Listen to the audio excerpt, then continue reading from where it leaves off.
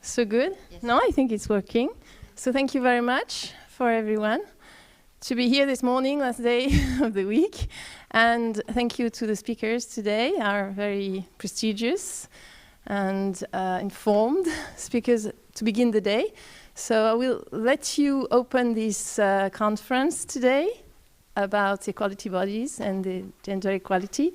I think you were first to start, so I'll let you go to the... Good morning, everybody. You're all very, very welcome here this morning, both people here in the room and obviously our colleagues who are joining us online. And can I particularly just thank at the beginning our colleagues in the Défenseur des droits for cooperating with us on both the event today and the event yesterday, which went very well. So we're here this morning to talk about equality bodies and gender equality, and specifically to focus on, I suppose, the future of that role as it's developing and growing in the EU at the moment. Obviously, equality bodies have had a role in relation to gender equality since the gender equality directives in the early 2000s. Those directives granted equality bodies the possibility to tackle gender-based discrimination in employment and access to and supply of goods and services, as well as gender-based harassment and sexual harassment, pregnancy and maternity-related discrimination, and gender-based pay discrimination.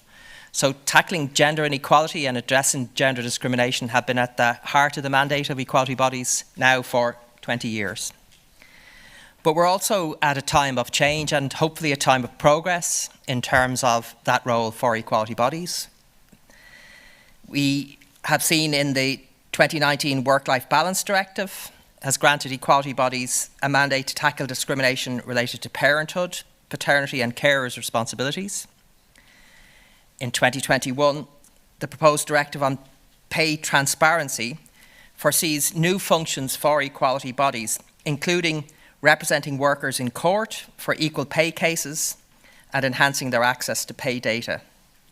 And in 2022, the proposed directive on violence against women and domestic violence also foresees a new role for equality bodies, namely an additional mandate to assist victims of violence against women and to issue independent reports and recommendations on this issue.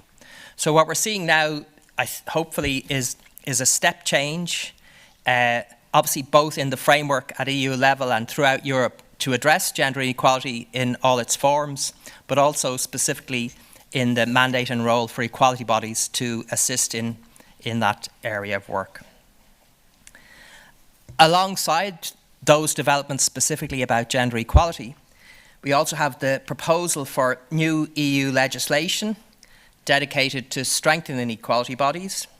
And this is expected in the autumn of this year, and this is obviously something that Equinet has been working firmly on and consistently on over many years, and we're very,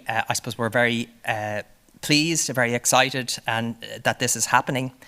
We see it as a key moment in terms of developing the role of equality bodies throughout Europe. So these new developments highlight the great potential of equality bodies for driving change towards more gender equal societies in Europe. But we need to think about these things, we need to think about them together, we need to reflect on that evolution to see how exactly we can ensure that equality bodies can adequately carry out the new functions and responsibilities and contribute to building greater gender equality. Equinet certainly believes that raising the standards for equality bodies will allow for better implementation of EU law on gender equality and therefore a better protection against gender-based discrimination all across the EU.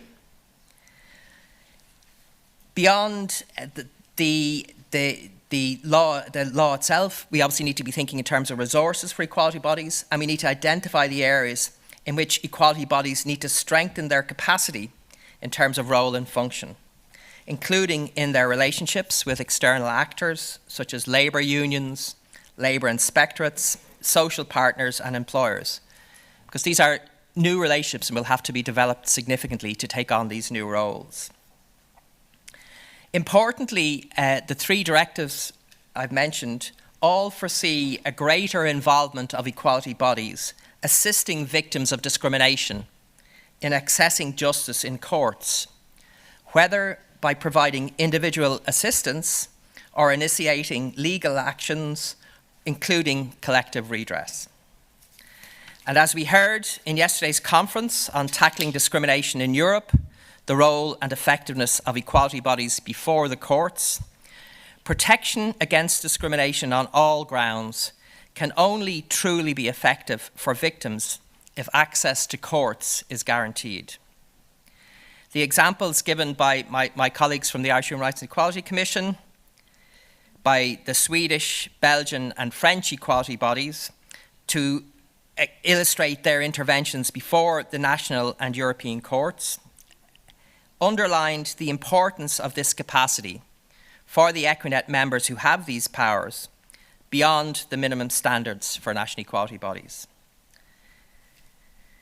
In cases where national equality bodies do not have litigation powers, we heard about the way in which they can assist victims' access to justice in courts by facilitating funding, as in Italy, or by raising the voices of NGOs engaging in strategic litigation, as in Romania.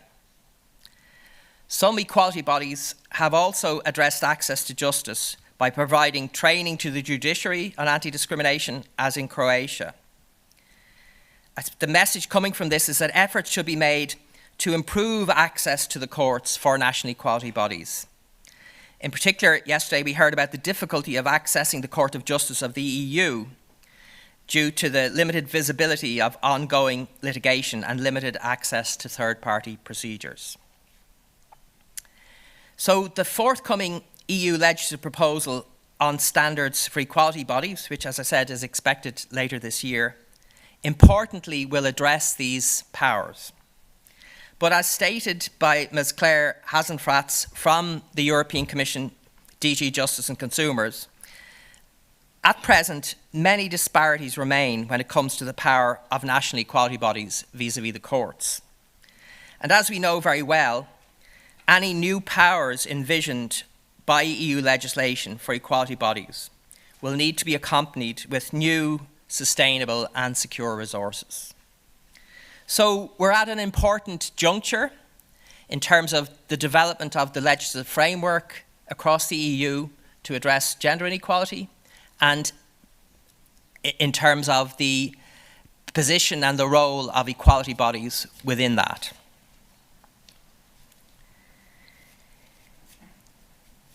So that's really the context in which we decided to organise this particular event today, to provide an opportunity to reflect on these changes that are coming in,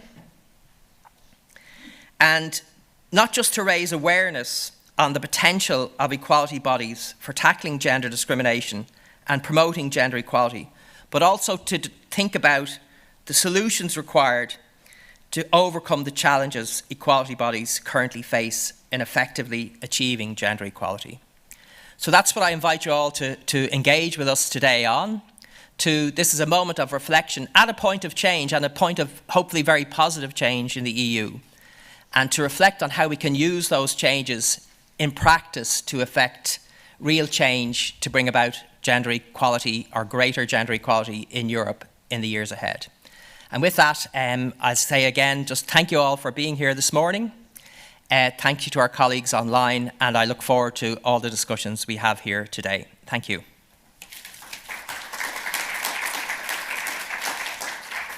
Thank you very much. And sorry I didn't introduce you. We're so much in a rush. I should have done that. So Lawrence Bond, President of the Executive Board of the Equinet Network, and also Director of the Human Rights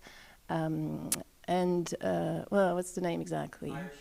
Irish Human and Equality Commission. So thank you very much. Thank you very much. And no, everybody knows who you are, but I was supposed to do that, introduce you, so it's my job. And now, the next speaker, Claire Edon, Défenseuse des droits. So I guess, are you speaking in French? Oui, si vous voulez bien. Et Défenseur. Défenseur. Okay, Défenseur. We did not have a term for the feminine part of Défenseur. So hello everyone.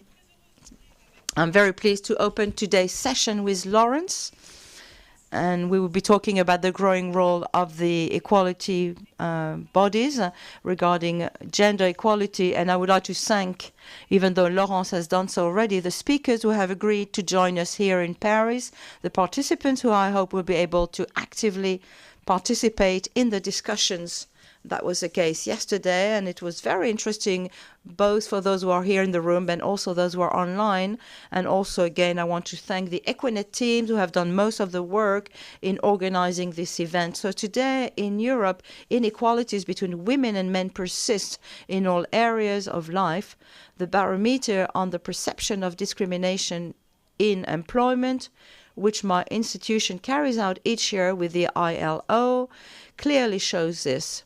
I'm just going to give you a few figures. For example, in France, among working women between 18 and 44 years old, nearly 1 in 2 declares having experienced discrimination. 1 in 2. According to 1 in 3 women, discrimination related to pregnancy or maternity leave occurs often or very often.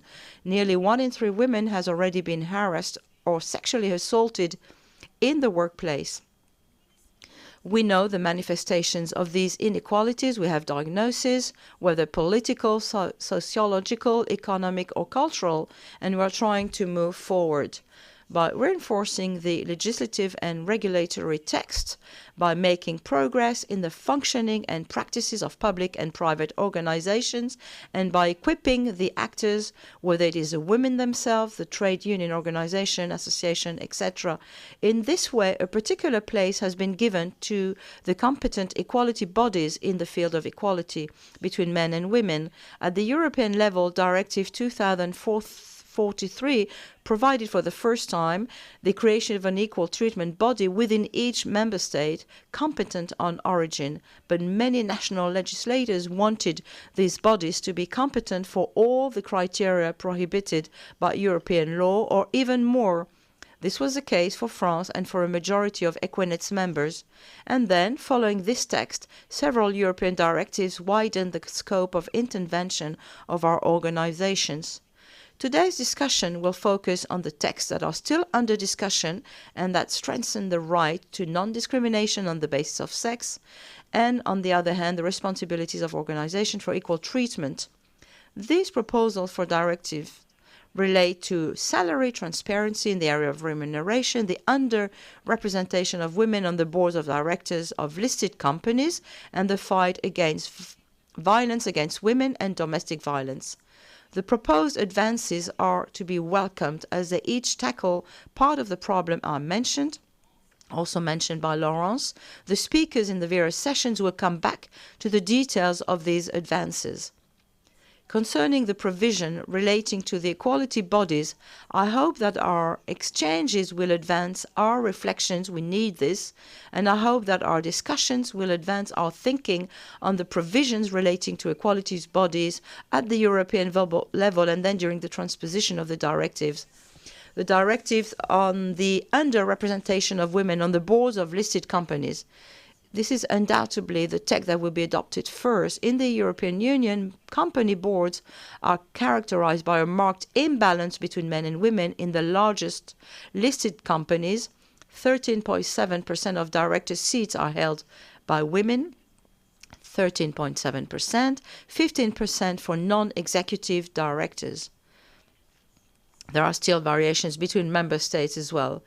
The main purpose of the directive is therefore to increase the number of women in all of the Union, the number of women to reach a minimum of 40%. The directive company board throughout the EU we should instruct us rather to promote, analyze, monitor and support gender balance on the boards of listed companies. This is extremely interesting. This is an extremely interesting work, but it requires skills other than those that we have in our own structures. To fulfill this mission, we should therefore be given additional human and financial resources.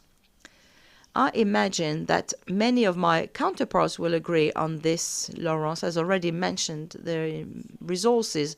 Now, the proposal for a directive to effectively combat violence against women and domestic violence throughout the EU is also absolutely essential.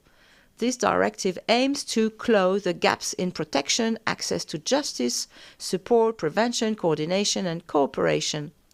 It thus aligns EU law with established European and international standards in this area, in particular with the Istanbul Convention. But this directive also provides for the following mission for anti-discrimination bodies: to provide assistance to victims, to act on their behalf or in support of legal proceedings, and to publish reports. Again, this is fundamental work.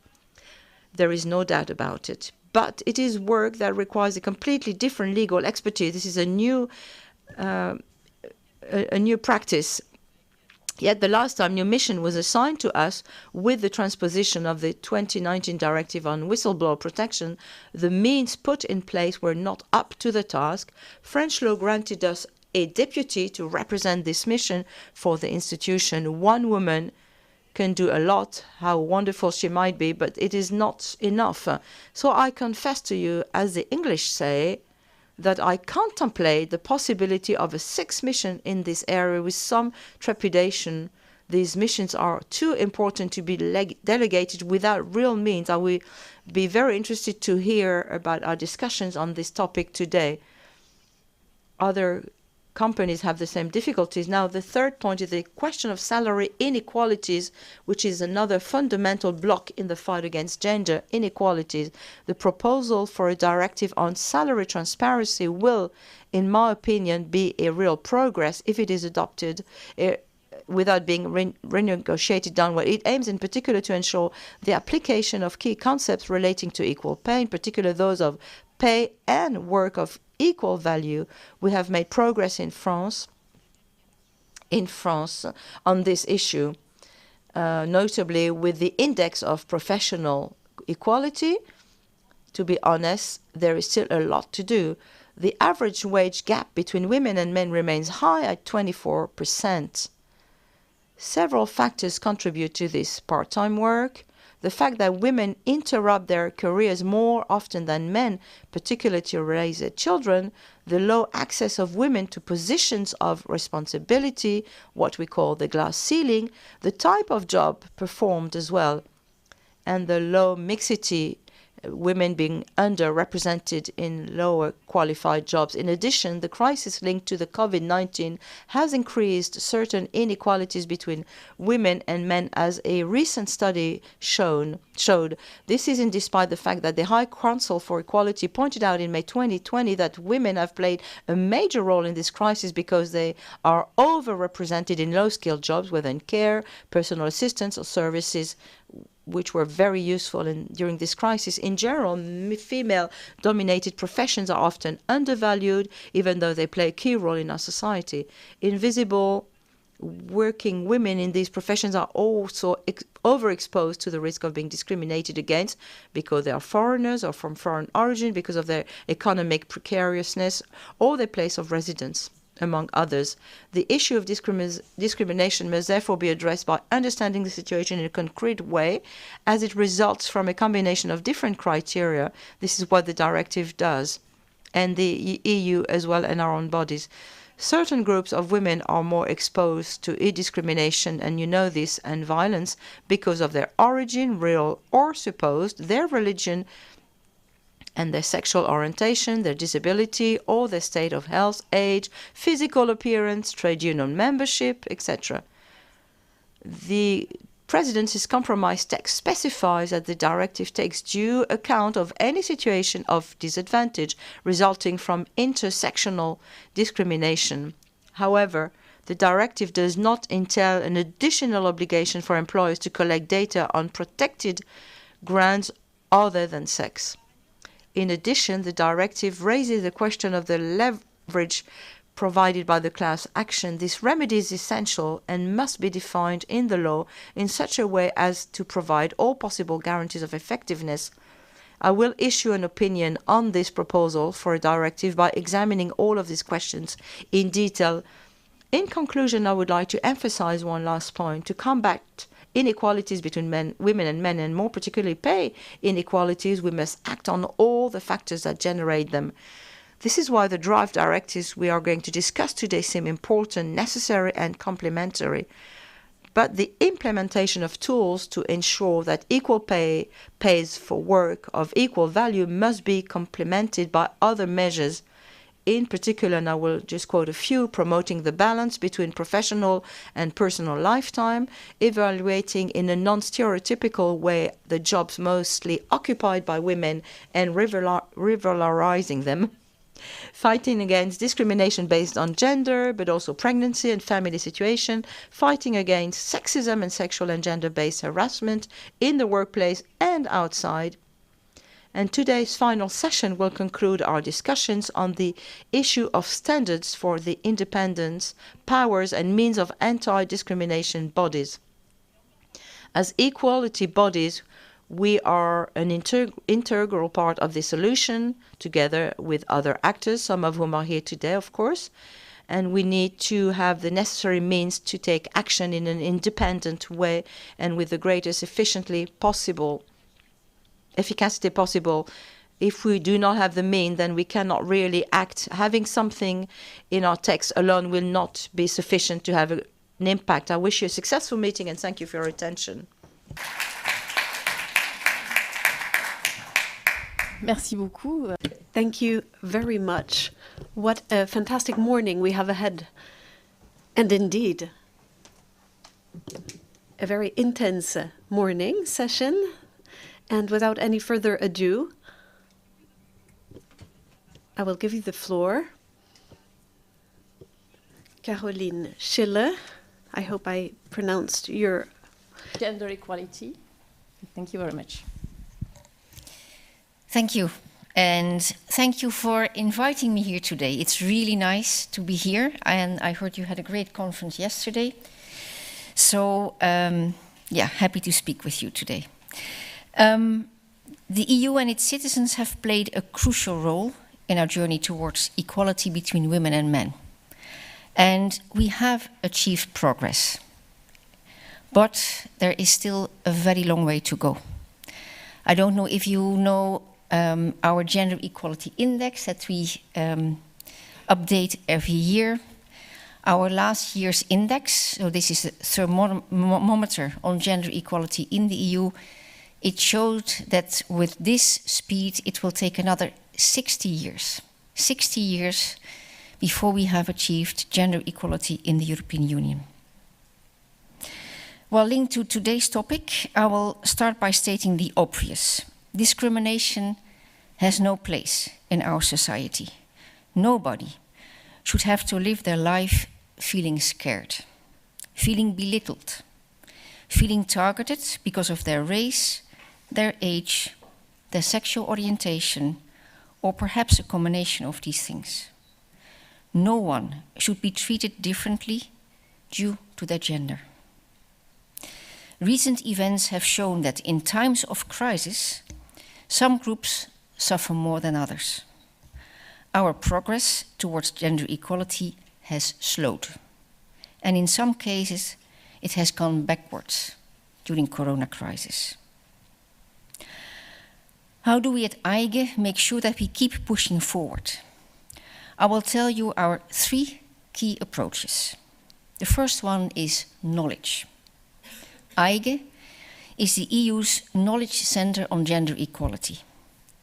We get to claim this title because data is at the center of everything we do. EIGE provides consistent, objective, comparable and reliable data on gender equality to decision makers across the European Union. This helps policymakers design policies that respond more effectively to the needs of all citizens.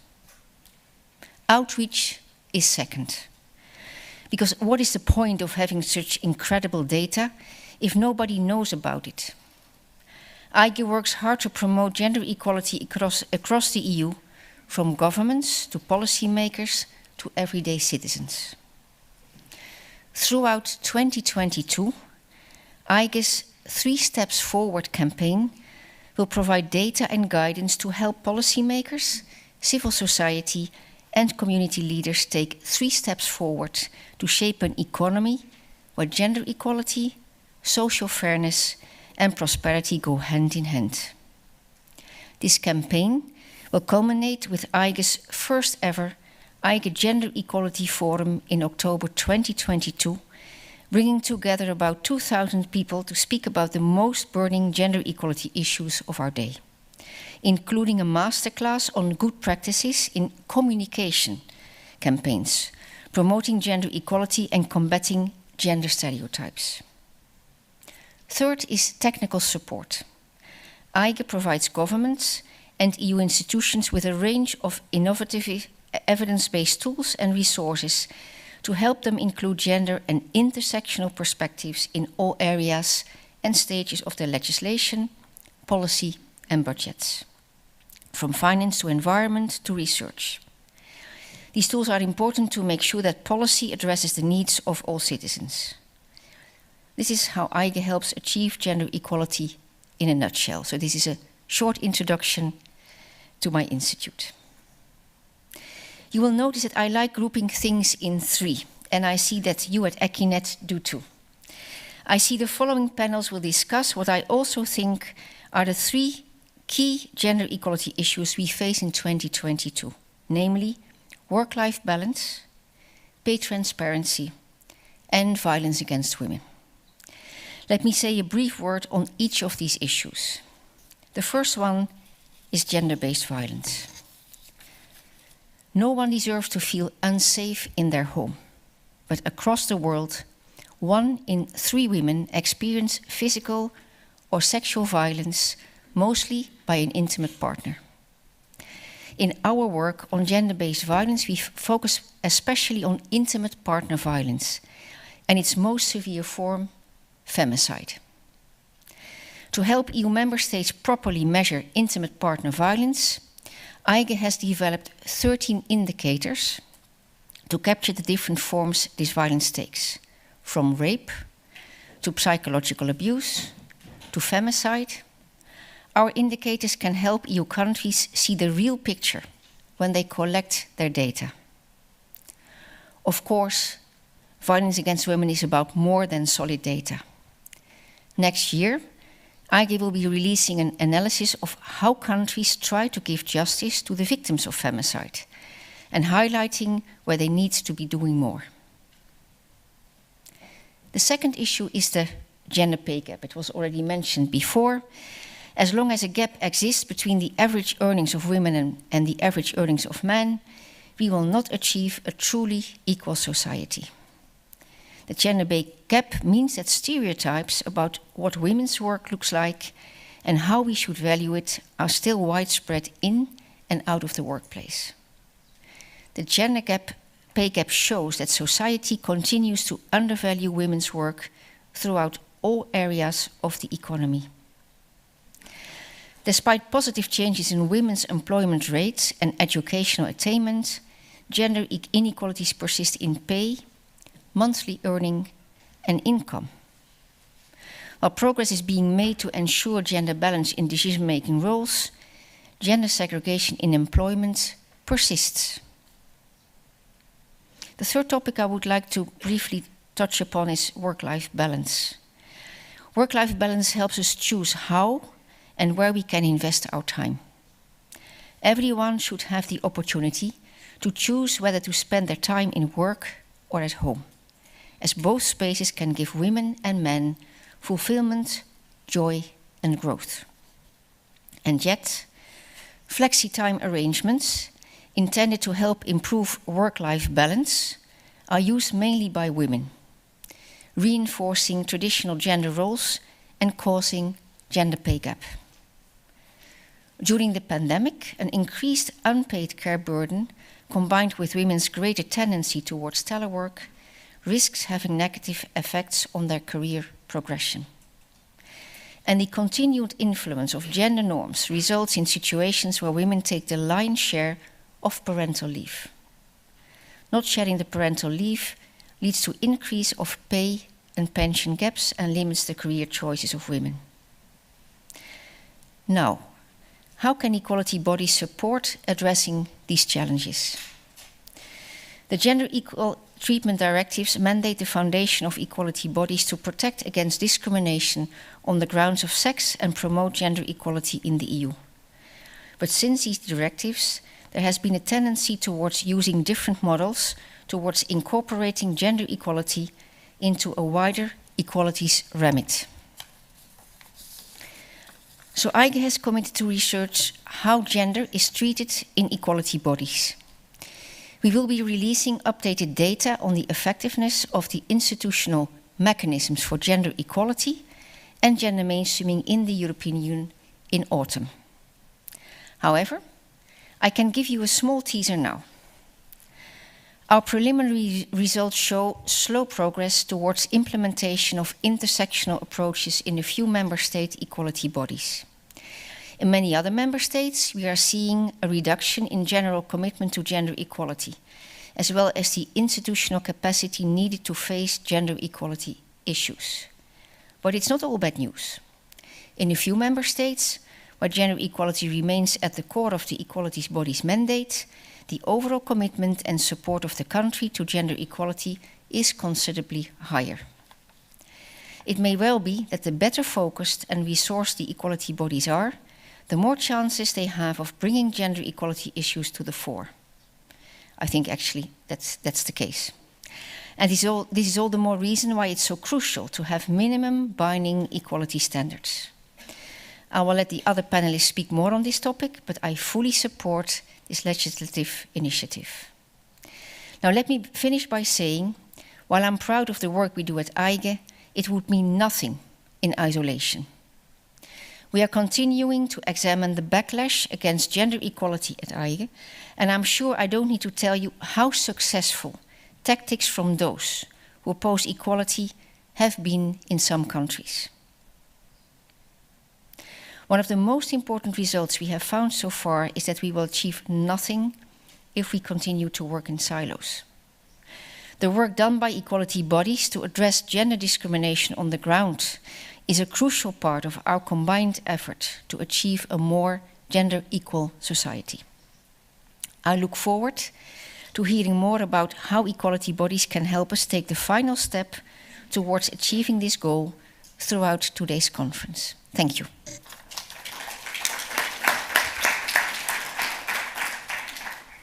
Thank you very much for this very interesting presentation of the challenges of concerned with gender. And I haven't introduced myself, another mistake, the rush of the beginning. Sophie Robin-Olivier, I'm a professor of law at Paris 1 University.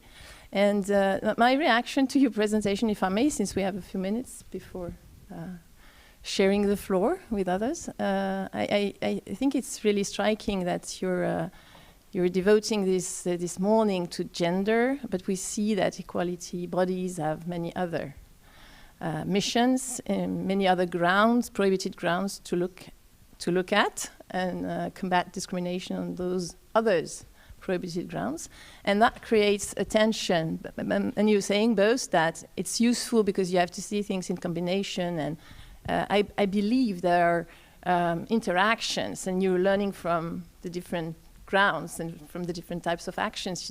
But still, it means you have to think in terms of priorities and emphasis on gender. Is it because it's going to take the lead, and or is it as such? How different? How specific? This is all the kind of questions that we're having, looking from the other side, I may say, not enforcement, but rather reflection on discriminations, and so I think it's really interesting to see your how you're presenting gender and other grounds and the different missions of equality bodies. And the other thing is, it's the feeling that you're sharing with us is rather optimistic on gender, and I guess because of these new proposals of the Commission, a series of them, which is unusual in a way. I mean, how it seems to be moving forward quite fast, quite interesting. So I guess we have reasons to be optimistic in terms of the law. Now, what we were discussing this morning is enforcement, is implementation. And that's another story. That's where it becomes complicated. So there are two things, the text and at union level, implementation, enforcement is so important. So we know that there is emphasis on implementation at union level, but at the same time, to put it on the ground, to make it happen, how? These are the great important questions for this morning. And I do understand how this horizontal discussion between equality bodies is so important, because it's not only constructing European law by discussing at national level, it's now the movement to the ground, to the implementation, where this discussion must take place, this horizontal discussion, and it's so important. So that something actually happens with all this new legislation. So I'm really impressed that you organize these meetings, these discussions today. I think it's really, really very important. So thank you very much again. And the floor is open to the participants. Whoever has a question. Donc n'hésitez pas. Je crois qu'on a... Please do not hesitate. We have about 10 minutes, maybe 20 minutes for questions from the room. So all questions are welcome. I may, because I would like to react to what you just said. I agree. I mean, optimistic, yes, in a way. I think that with all the strategies of the European Commission, and especially also the gender equality strategy, it's the first one since many years. There is a reason to be optimistic, and I also feel that it's time to harvest. On the other hand, I think what the three of us stressed, and it's also very important to repeat here, it shouldn't be paper. No, it shouldn't be paper tigers. It's nice to have all these documents. It's nice to have all this legislation. But in the end, it's what matters is what happens on the ground, what happens for citizens. And what you often see, and that's also why EIGE is monitoring the institutional mechanism. So what in all the EU member states, what is the organizational structure, and what are their funds? Because you simply can't deliver without people, you can't deliver without funds. And I think that this might be often forgotten. One thing that EIGE will do, and I'm really much looking forward to this, you know that the Commission is now giving a lot of money to all the member states to come out of this COVID crisis, the financial crisis, it's also the human crisis.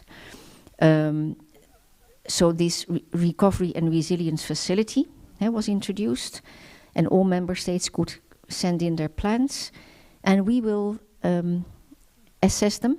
We will evaluate them to see how much money and how much effort is spent on gender equality. Because it was said when it was launched, gender equality should be an important part of those plans. And now we want to see if the member states are delivering.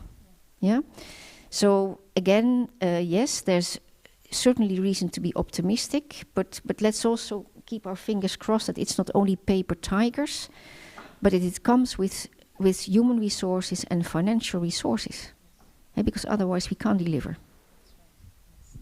Thank you very much. Yes. Je veux bien réagir. S'il y a une question dans la salle, alors on va peut-être laisser. Yes, I would like to react if I may, but maybe there are questions in the room first. Hello. Hélène Mastesen, I will speak French, but I could speak English if you prefer, no problem. I believe that we need to be reminded that equality between men and women was one of the axes that helped them enter non-discrimination in our legal system, and especially in France, to overcome the equality concept to go to the concept of discrimination. But I wonder if this equality between the different genders is still topical today in our discussions, in the speeches, yes, but in the legal tools, yes, us also. But in our daily practices, I really wonder if it hasn't been diluted among the other fights. And, for example, the European network of experts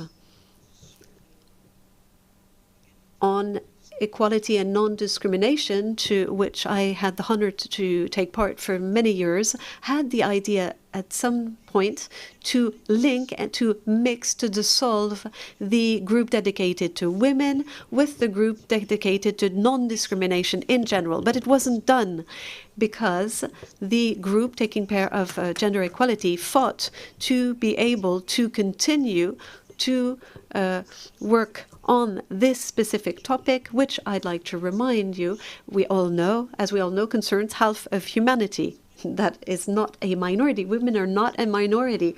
It is not considered as such. But in the same way, in the institutions, and I'd like to apologize for this, Madame Edon, but is this topic, does it really have the importance that it should have? Is it considered as it should?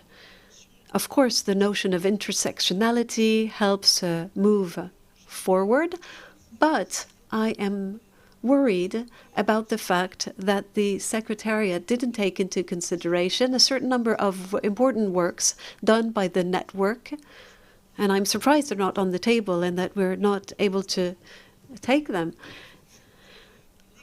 I think that gender equality cannot be treated in the same way legally and in everyday life, in the same way as the other discriminations. And I would like to have your opinion on this. I will answer, and I think the other speakers would also have something to say about this. The question of men-women equality is at the heart of our actions. I see it in the decisions that are made. We have a legal framework on a pregnancy, document on framework, and this on pregnancy. So this was a question that was solved for me when you came back from maternity leave and you had to find the same job you had before. I'm surprised that it is still a problem. We really talked about pregnancy tremendously. We also talked about sexual harassment, and I think this is also very impressive when we, before people said, oh, it's humor. No, it is not funny, and it is something we need to understand. It is harassment, and this harassment can be momentary, but it can create a really unbalanced atmosphere for women. So it is the heart of our actions. And I also would like to come back to intersectionality. Gender notions are added to the social precarity questions, the place of origins, where you come from, the questions of ages. There's also a lot of discriminative criteria that are important to take into account, and we are free to talk about intersectionality without anybody yelling. So I think this is just an obvious question. It is obvious that it's complicated for women in precarious situations who are foreigners. It is more complicated. Thdoesn't mean that discrimination doesn't exist for other women as well. We have a men-women committee, which is very interested. There are things that there are also discriminations for women at the high authority, and we are not exempt of these issues. But I'll come back to optimism. I think it's very important. Interesting you said it. It is absolutely necessary. There are progress and advances, but let's be realistic about what is not working well. And at times we feel that there are very beautiful things written down in the text, beautiful things, words spoken by politicians, but reality is different. And we have non-use most of the time, and people who are discriminated do not go to the court. And this proves there's a great difficulty. And I think there is also something unfair. Why put all the weight on the victim by asking them to go to the court? This is why collective actions are crucial. Let's be lucid about the reprisals also. And I think it is difficult for women to speak if then they are on the accused side, and we need to think about it and support these people. A last word to say how European directives are helpful. The ancestor of the Défenseur of rights said we needed to create these entities, and the directive has helped us. For the whistleblowers, even if I think we're not going far enough, this is a help that helps us move forward, and I believe it's good to acknowledge it and recognize it.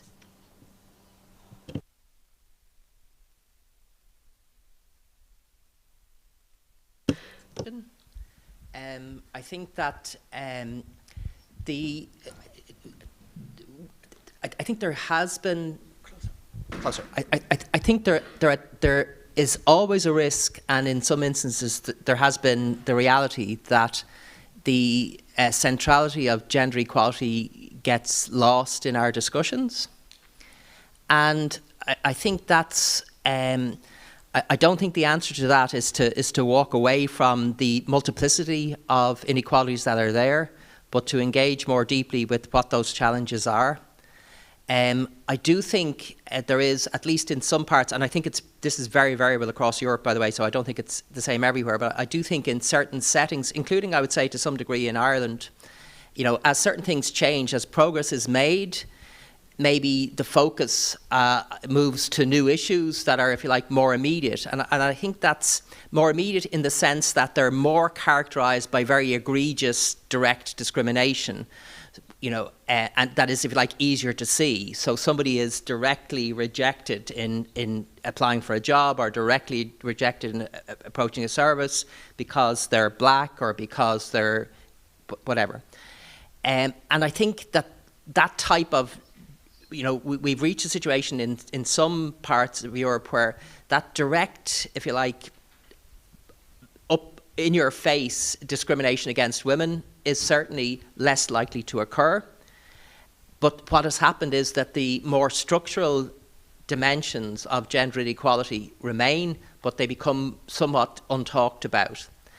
And I would say that one of the important factors about you know, because we are talking here now about quite important steps forward in terms of the legal framework on gender equality for the first time in quite a long time, that is at least potentially helping us to refocus on some of those more structural issues. Obviously, the issue of violence hasn't been within the anti-discrimination framework, and bringing that into the framework brings a whole lot of issues, you know, into the debate. The pay transparency thing, obviously, I would particularly focus on the work-life balance one. I think that in some ways the structural issues around gender equality are still absolutely rooted in the essentially the reproductive sphere, like in terms essentially of what happens about who minds the children, and ultimately what happens about who minds older people and how that's provided for. So I think in trying to use these new developments to rethink and refocus on gender equality, but not, I would say, by going back to how we discussed the matters 20 years ago, but by trying to actually look forward, taking account of different grounds, the intersectionalities between them, but holding very fast to the idea that the nature of gender equality is quite fundamental within our societies, and will only be overturned by quite fundamental rethinking, particularly, I would say, around the issue of care. It's an issue that in Ireland we're thinking about a lot now, that like if care isn't in some sense degendered, whether that's through you know, collective action through the state, or whether it's through the changing roles across men and women in relation to care, gender inequality will persist. So much. Merci. Est-ce qu'il y a d'autres questions? Thank you very much. Are there any other questions? About the Office of the Commissioner for Human Rights of the Republic of Poland, and I've got a short question concerning the effectiveness of the research conducted by EIGE in a situation in which there is no common pattern of collecting data disaggregated by gender in member states. And having said this, I can give you an example of Poland. Even if there is an offense that can be considered as a form of gender-based violence, the data is not available in this perspective, despite the recommendation to apply the indicators you mentioned in your speech. So against this, how do you assess the effectiveness of your work, and do you see any solution to this problem? Thank you very much. Yes, thank you. You touch upon a really important thing, because we collect existing data, and if they're not available, we can't collect them. So that's indeed, and I mean, this is nothing new.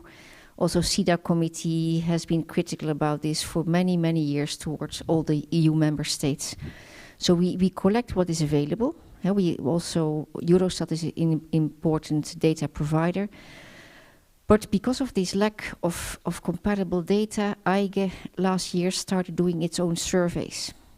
So we directly approach panels of citizens and try to get information in a different way. So we launched a survey on care, the division of care.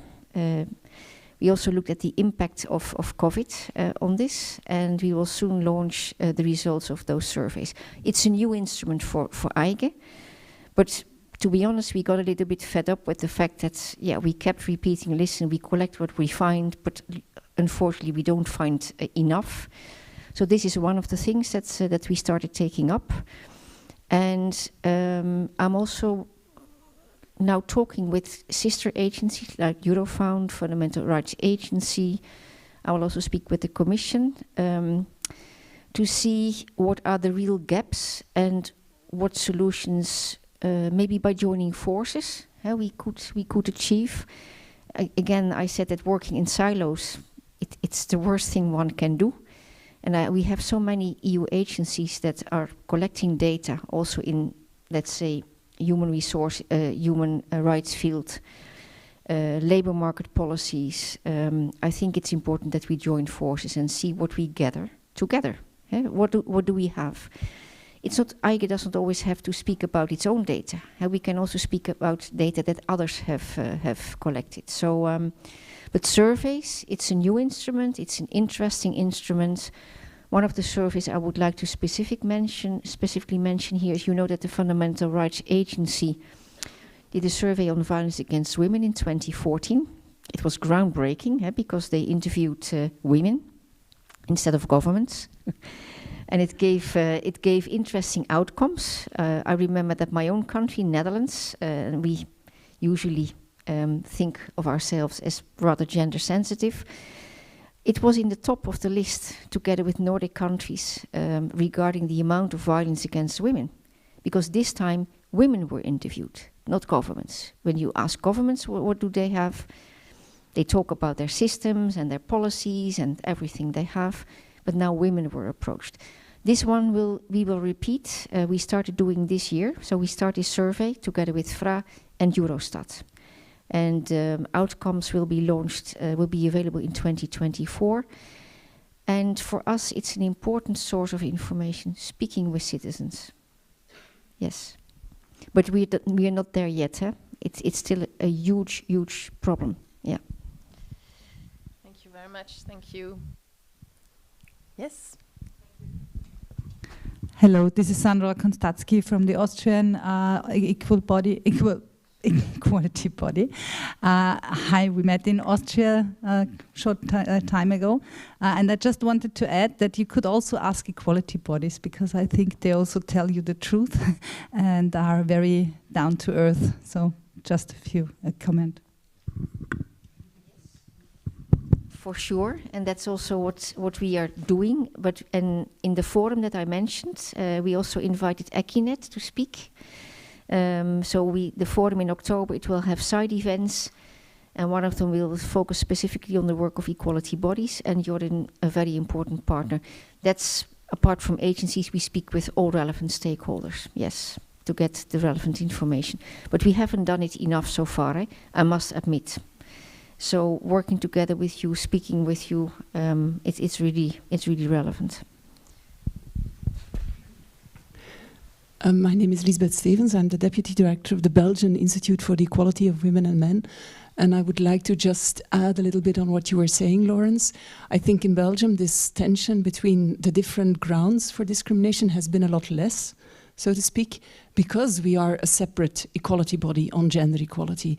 And especially what you were saying, this focus on you issue and the fact that more structural dimensions of gender inequality might have been hidden for the last decade, so to speak.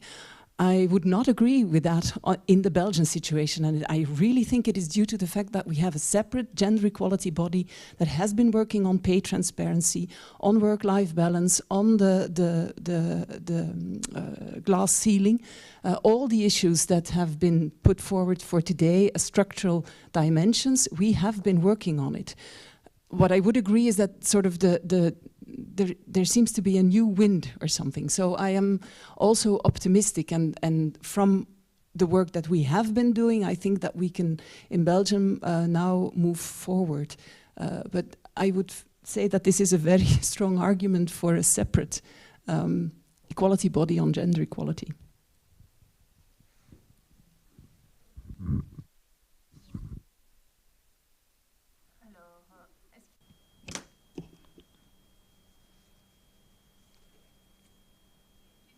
Okay, one more question. I don't know if we have time to take a last question. Oh, what about online questions? I think we will keep our questions for now. We need to take a break. One last question or not? A small question, okay, a little one. From the European Women's Lobby. It's not really a question. I just want to come back to this optimistic context. And I think we shouldn't forget that we have more women in leadership in the European Union. We have, for the first time in its history, a woman president of the European Commission, and now, second time of history, in the European Parliament. And I think that shows that women in leadership make a difference. And this is why, as well, that we can really grasp this opportunity. And just to say, in terms of care, there is a proposal for a European care strategy, which there should be a recommendation on long-term care, which one day might become a directive and which one day might engage the equality bodies as well. Thank you. Si vous me permettez juste un mot. If you would allow me, I agree with you. It should not be a tree hiding the forest. Thank you. What, 5 minutes? 10 minutes? 10 minutes break. Donc 10 minutes de pause et on se retrouve.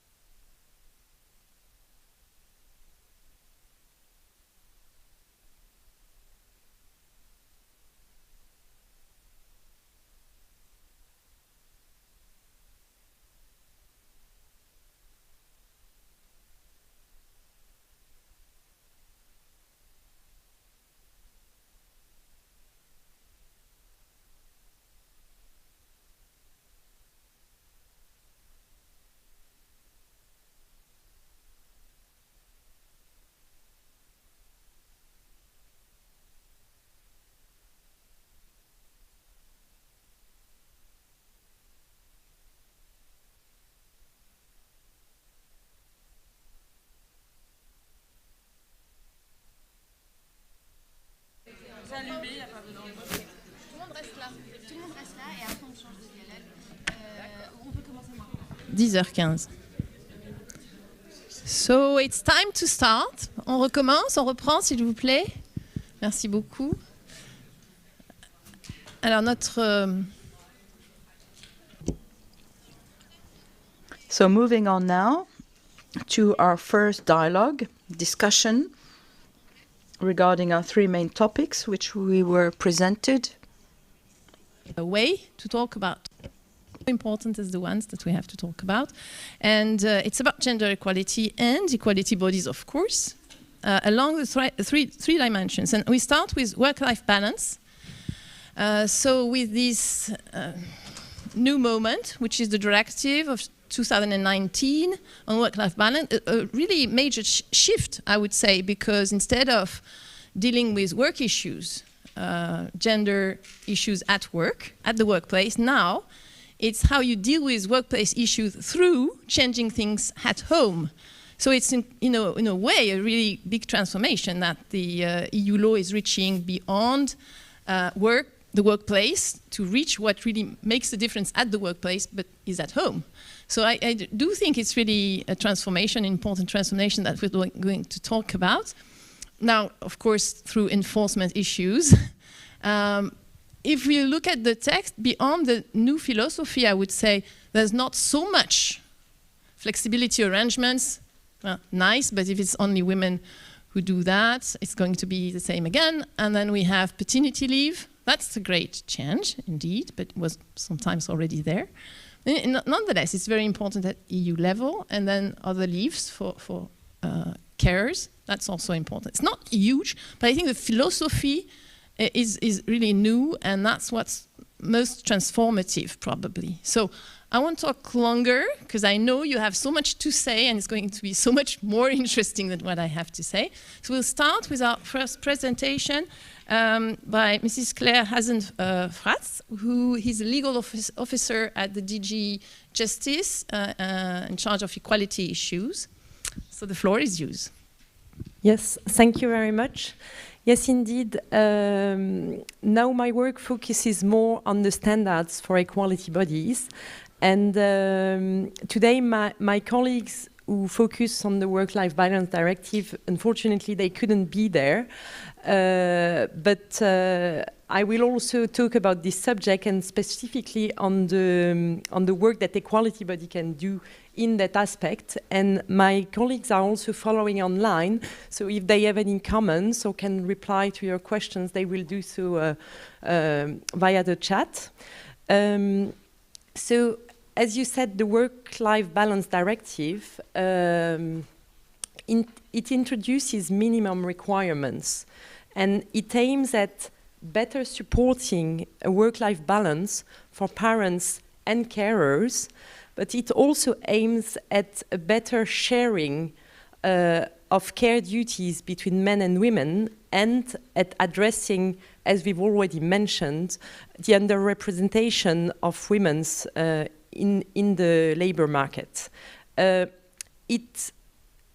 underlying idea of the directive, and that we have already mentioned too, is that the bulk of care responsibilities are still on the women's shoulders, and more often than men, they will take career breaks from the labor market to assume the care duties, and then it finally results in a high price to pay in terms of the gender pay gap and the gender pension gaps. So what the minimum requirements that the directive is introducing is that it provides for 10 days paternity leave or leave for the second parent when applicable, 4 months parental leave, of which 2 are non-transferable between parents and paid at an adequate level.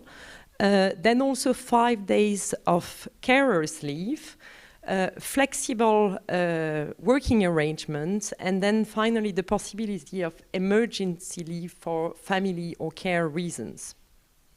But then, what is the role of equality body in all that? Well, the directive provides for a role in equality body when there is discrimination, as regards discrimination of workers who avail to their right, when they request this right and then they are discriminated. And so that's where equality bodies have a role to play. There are also some provisions on dismissal of worker that avail to their right, and I think their equality bodies have also a role to play to support this worker in their claims when that unfortunately happens. But then I think the role that the role that they can really play is in collaboration with the relevant actors and also in awareness raising. So in 2018, the Commission co-organized with Equinet a capacity building event targeted on unfavorable treatment and discrimination of workers who avail to their rights, so on this specific subject. And it was one of the first time that labor inspectorates met with national equality bodies, and the discussion was very interesting and resulted in the idea that this cooperation should really continue. And what was an interesting thing discussed there is that the discrimination that happens regarding these rights is more often towards men who want to benefit from these rights, and the tendency is that they are more discriminated than women who wants to avail to their rights. So this is something that has to be thought of, and what solution can be found. And then there is also the particularity of the action of labor inspectorates that have inquiry powers and then actually go in the companies and see what happens. And so this collaboration with relevant actors and also with trade unions is very important, and equality bodies have this role to play, and they also have the role to play in awareness raising of workers and also of employers in organizing these seminars, trainings, information sharing, so that workers are actually aware of their rights and that employers know how to act toward these rights. Okay, wonderful. Thank you very much. Pardon, excusez-moi. Since we have now the major elements available to continue discussions and move on to our next speaker, Lisbeth Stevens, who is the Deputy Director of the Belgian Institute of Equality between Men and Women. And I think you will tell us a little bit more about what the equality bodies can do and what's the real change with this directive, new directive. Good morning to you all. Well, if you compare, of course, the frame of the work-life balance with the gender recast directive, what is interesting is that, at least in Belgium, we certainly started off with a focus on, if we were talking about gender equality, but we were focused on women. We could, of course, fight discrimination on the grounds of sex if it was a man being discriminated against because he was a man.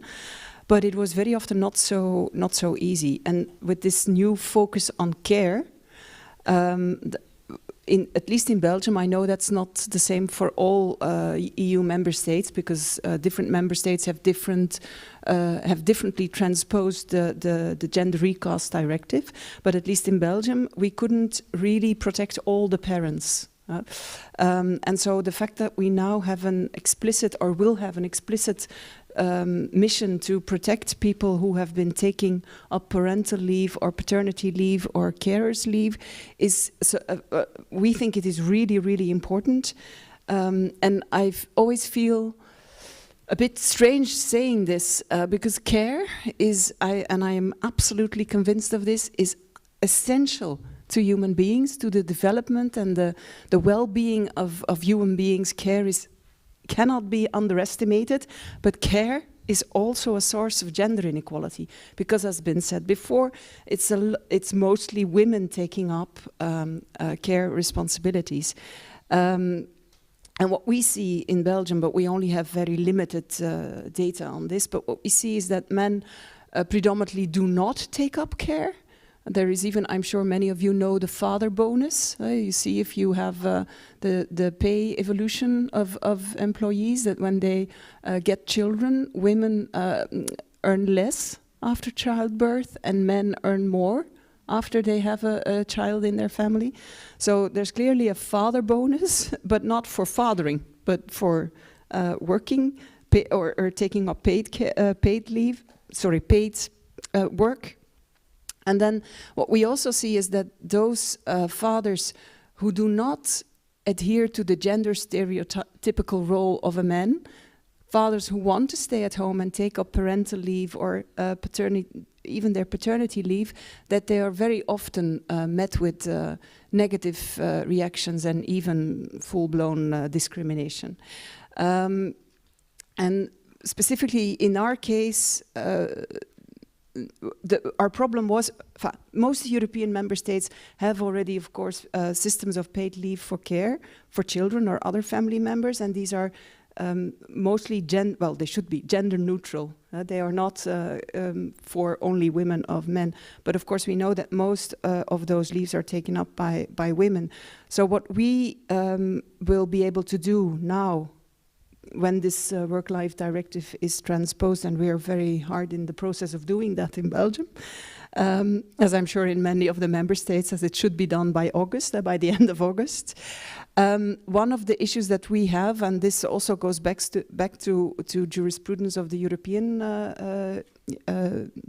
Court of Justice, is that motherhood is strictly interpreted in Belgian law, mainly or basically meaning that it is the fact that you have given birth, and only a small period after giving birth is considered as motherhood. So discrimination on the basis of motherhood, one of the questions that we had in Belgium is if we are allowed to litigate on the question, or if discrimination is forbidden on the basis of motherhood, can we also help a woman, and this is a real Belgian case, a woman who was fired because she could not take up an evening shift. She was normally not supposed to take up that evening shift, but a colleague went ill, and so her boss asked her, can you take up this evening shift? And she said, no, because I don't have care, I don't have someone to take care of my 2-year-old daughter, so I cannot do this evening shift. And then she was fired. She was also pregnant at the time. So we took this case, and she was fired by SMS, by text message. So we took this case, and we are now going through the Belgian courts, but it's we have been we won the case for the discrimination because she was pregnant when she was fired, but we lost it for the motherhood discrimination because apparently when your child is 2-year-old, you're not a mother anymore. I'm sorry, I'm going a bit equality body here, so this is why we need the work-life balance directive, because of course you are still the mother of your child when it's 2-year-old, and you need to be able to take care of the child when they're only that young. So we hope this will help us to enlarge this interpretation. Well, we won't need the larger interpretation anymore. We will have another basis to help victims. And the other problem that we had was with fathers. So we could not defend them because it was not considered, if you were discriminated against because you were a father, it was not considered as a direct discrimination, of course, because you were not discriminated as a man, you were discriminated as a father, as a man with a child. And we could also not help people because it was not qualified as an indirect discrimination, because we could not prove that there was large groups of men being discriminated against as a man, because they were discriminated as a father, not as a man, sort of. So we are very much looking forward to this transposition of this directive, and we think it is going to be essential. It has been said today already, but it's two coins, two sides of the same coin. The amount of care that is taken up by women is making them take up part-time or flexible time in the labor force. And the other way around, the system as it works, or the societies as they work now, push men towards the labor market and prohibit them or hinder them to take up care. And we really need to change that to achieve gender equality. So I understand what you're saying, that there is a real change by due to the fact that those who take leave, men and women, will be protected where they were not as before. Definitely be the case. That was the case. It depends a little bit on how we've had discussions about this with colleagues, and some of our colleagues, equality bodies, already have a national legislation in which parents are protected as well. But in Belgium, that was not as such the case. Yeah. If I may, there is what do you think about the incentive associated with the risk of losing money in the process of taking a leave? I mean, even if there is a paid remuneration or something, and that would connect with the pay gap. Yeah, well, we have actually done research that shows that one of the reasons why fathers do not take up paid care leave is because the pay is considered too low in comparison with what they earn when they normally go to work.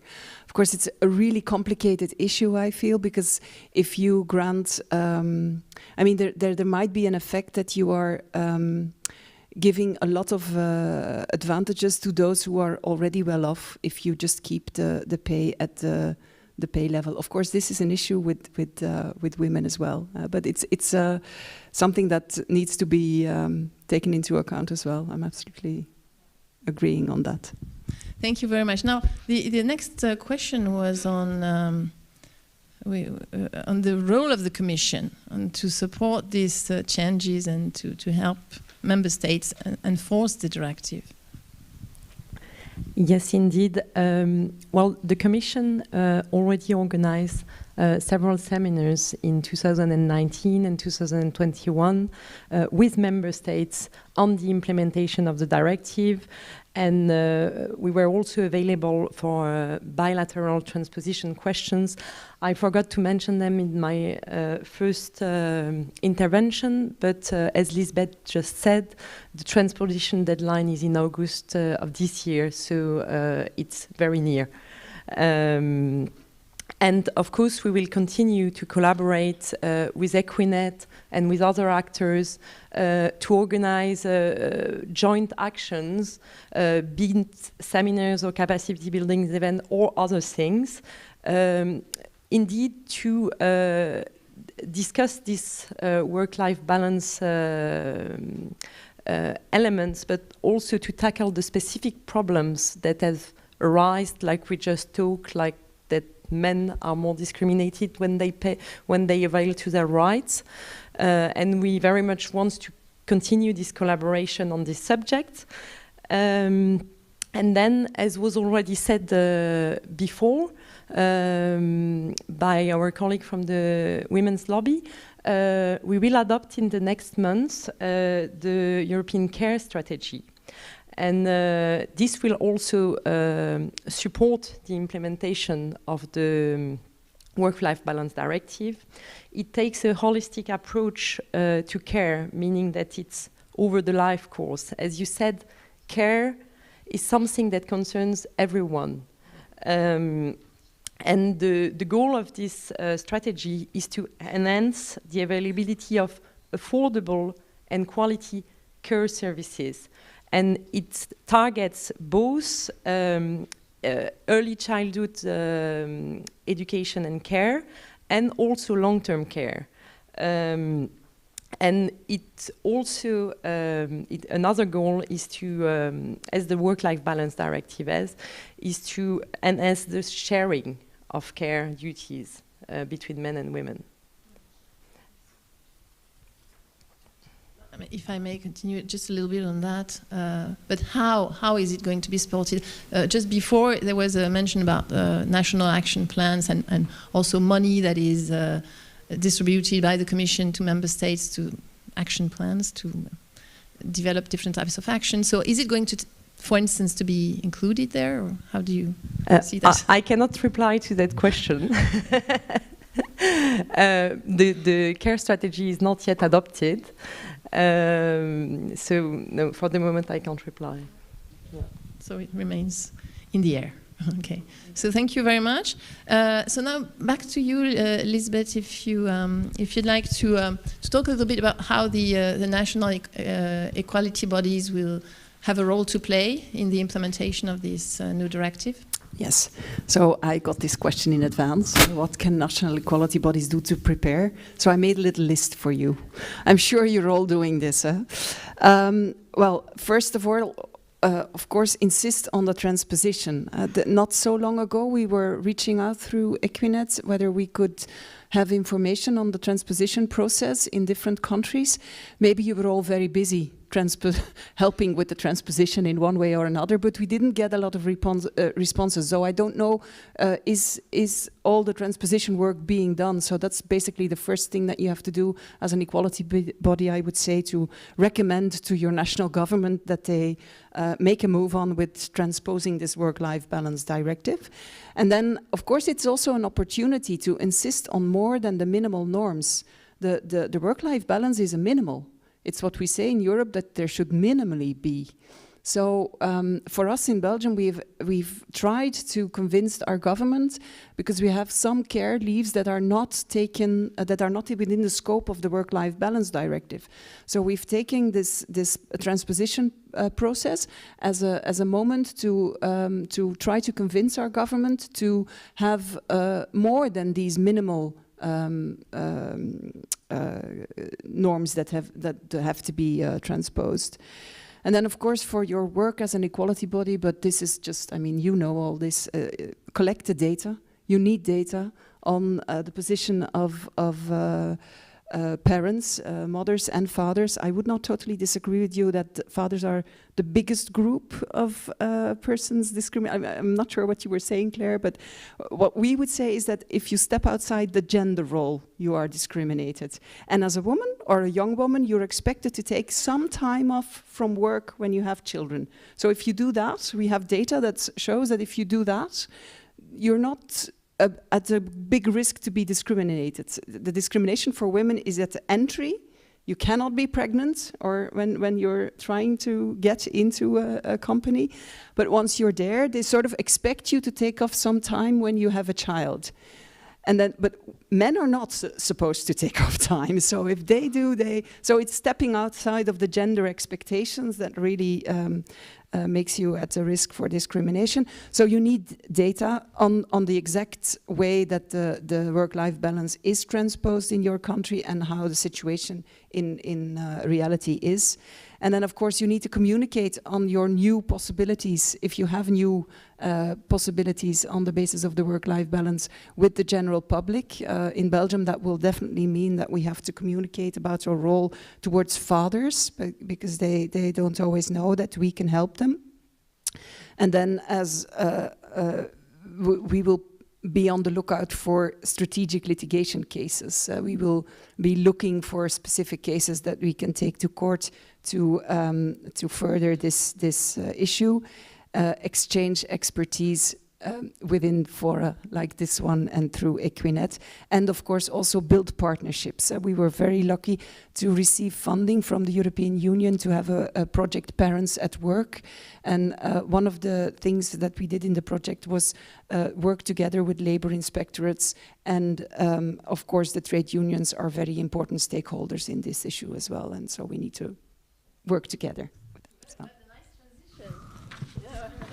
To our last speaker and discussant, Aline Bruzer, who is a legal expert on gender equality at ETUC, at the European Trade Union Institute. Confederation, Bon. It's okay? European Trade Union Confederation, because we have an institute that does research. It's true, I'm mistaking the two.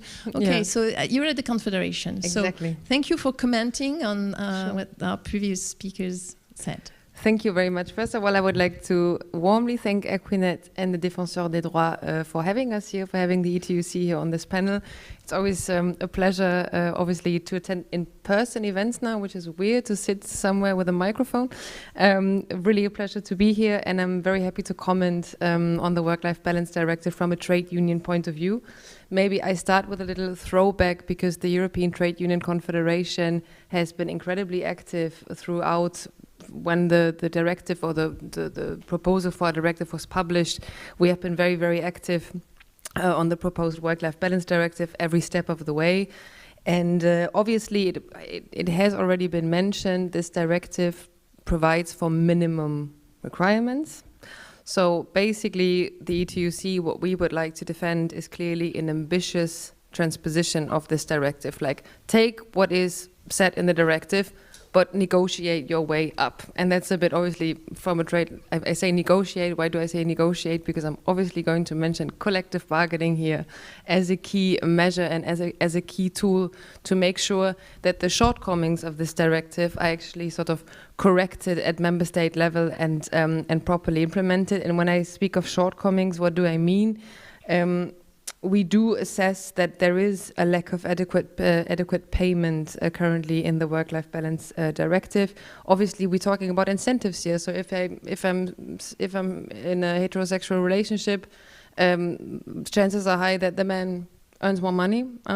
So who can actually take the leave, and to what rate is it compensated? So this so compensation, money issues really are at stake. So we have to make sure that the compensation is adequate, because, for example, the paternity leave, I believe, is at sick leave level, and that differs enormously in European member states. Like a sick leave compensation is something else in Bulgaria than it is in Austria.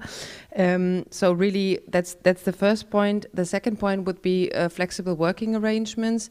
Obviously, a topic, and that's a general theme, I would say, also because COVID. My God, I mean, this pandemic, like speaking about work-life balance now, is so timely, because we've all been, many of us have been in the homes actually caring, working at the same time. So it's really a very timely discussion we're having on this directive. And for the flexible working arrangements, I believe that actually employers do have a right to request them from their employer. And if an employer says, "Oh well, sorry," then there's nothing provided in that directive that actually these requests are taken seriously by an employer, and that an employer is obliged to make that happen. So that's obviously a massive shortcoming. And obviously the eligibility that's a complicated English word, eligibility criteria. So how long do I have to work in a company in order to actually benefit of these rights? That's a problem as well. And cultural norms, and I think this has already, that's also, and again, COVID here, let's see how this plays out. I think there is a massive a backlash in a way that, like, women, we have seen that women spend more hours caring for children, and specifically during lockdown measures. I think the mental burden and the physical and psychological care work of women, like, this is something, maybe we're moving in the wrong direction here. I'm sometimes a bit anxious about that, and that brings me actually to another topic, because, like, care in general. And I think that it's a massive topic for the European Trade Union movement, because how do we see care, and how do we see paid care and unpaid care? And I think Lisbeth says it, like, there is nothing more valuable than care work, if it's paid care work or unpaid care work. And I think the one thing that we all have to, that this pandemic must bring, is really to understand the value of care work in paid work and in unpaid work, so at home or at my job. And that brings me also, if I may, maybe one sentence on the Pay Transparency Directive here, because this directive is also set to really tackle the undervaluation of work done by women, the cleaners, the carers, who go to their jobs every morning, who lift, I mean, I'm not a child carer, but I think, like, lifting children, like the weight of it, the load of it, the like emotional care work. I mean, all these things we have to rethink that, and I think we have to really make sure that this directive, when transposed, implemented, contributes to changing paradigm, changing the norms, and to make sure people understand the value of care work, be it unpaid or paid. So again, I'm very happy to underline here, obviously, the crucial role that collective bargaining plays, negotiating our way up, making sure that actually the social partners and the trade unions are properly involved, and with women workers sitting at the table across employers and being like, okay, the directive is a good start. What can we do at workplace level? Because there was a question before on how will that look on the ground? But literally, the workplace is on the ground, you know. And I think women workers organizing in unions are actually the very, very important stakeholders here, as you say in like Brussels jargon, to make sure that these provisions are properly implemented and ambitiously implemented. And then maybe one final word, because obviously equality bodies, I mean, I'm really very happy to speak here today, because the thing is, I think for gender equality and equality as a whole, you can't have too many players on the field. So indeed, for the trade union movement, gender equality and fighting discrimination in all its forms, also adopting intersectional approaches, it is complicated. I'm not saying it's easy, it is complicated. And I think the conflict about it is actually a good thing, because then at least we speak about it and we might find some common ground in the end. But it's obviously a massive priority of the European trade union movement to fight inequalities and to fight for gender equality. And yes, we do have prerogatives that equality bodies may not have, like, for example, collective bargaining, negotiating with employers. That's our thing. But in general, like, let's all work together. And Ms. Scheele has said it, like, let's not stick in our silos and be like, this is my terrain, this is yours. I think we have a common goal, so I'm very happy to be here and exploring how we can all work together. Merci. Thank you very much. Merci beaucoup. On peut prendre des questions. Let's take a few questions in the room now. I just wanted to ask you one thing before opening the floor to the questions. You said rethink collective agreements on gender equality, but there are many agreements where you find discriminations, in terms of leave, so the work-life balance. Still, there was a recent case at the Court of Justice in the French. We think we have learned a lot from, and then you find these motherhood leaves that extend to 2 years, and that's bizarre. How is it motherhood compared to the Belgium example? Still, you have this in collective agreements in France, that you have differences, huge possibilities for leaves for women on the long run, and so how are you revisiting all these collective, helping revisiting, not yourself, but all these, what remains in collective agreements as stains, in terms of gender equality? I think you're making a very fair point. Like, I'm not saying that every collective agreement ever negotiated is perfect. Like, that's not the case. But obviously, we, from the side of the European Trade Union Confederation, what we're doing is we do collect like best practice, like literally clauses. Like, if I start like negotiating collective agreement, be it on pay transparency, on equal pay for work of equal value, on the work-life balance directive, like, where do I start? And we are really trying to collect good practice examples and make sure that obviously this trickles down to our members and to our affiliates, and so that everyone has this high on the agenda. And that is a risk, because specifically the financial crisis in COVID, yes, if everyone works on short-time schemes and people are now, like, we have a massive crisis of pouvoir d'achat, how do you say purchasing power, voilà. Like, these are massive issues, and people are just like, they're fearing for their jobs, they can't live off their salary anymore. And yes, I do agree to some extent, placing gender equality there is not easy, because it's still seen as like, because people tell me that, like, you the unions, you like the massively, like, sort of male archetype organization.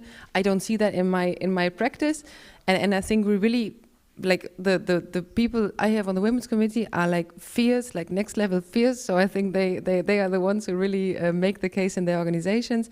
And I think we all have to mainstream it. We have to say, okay, this is not a male-dominated issue, like gender equality and specifically work-life balance. Like that's the best example. Like that literally delivers for everyone now. But yeah, but I do agree that we have to review maybe some agreements. Yes, thank you. So yes. Alors seulement une question. Just a question, one question. If we have a question in the room, 2 questions, 3, okay. I do not know which one to choose. Okay, the lady will start. Okay, thank you, Sandra, again from Austria.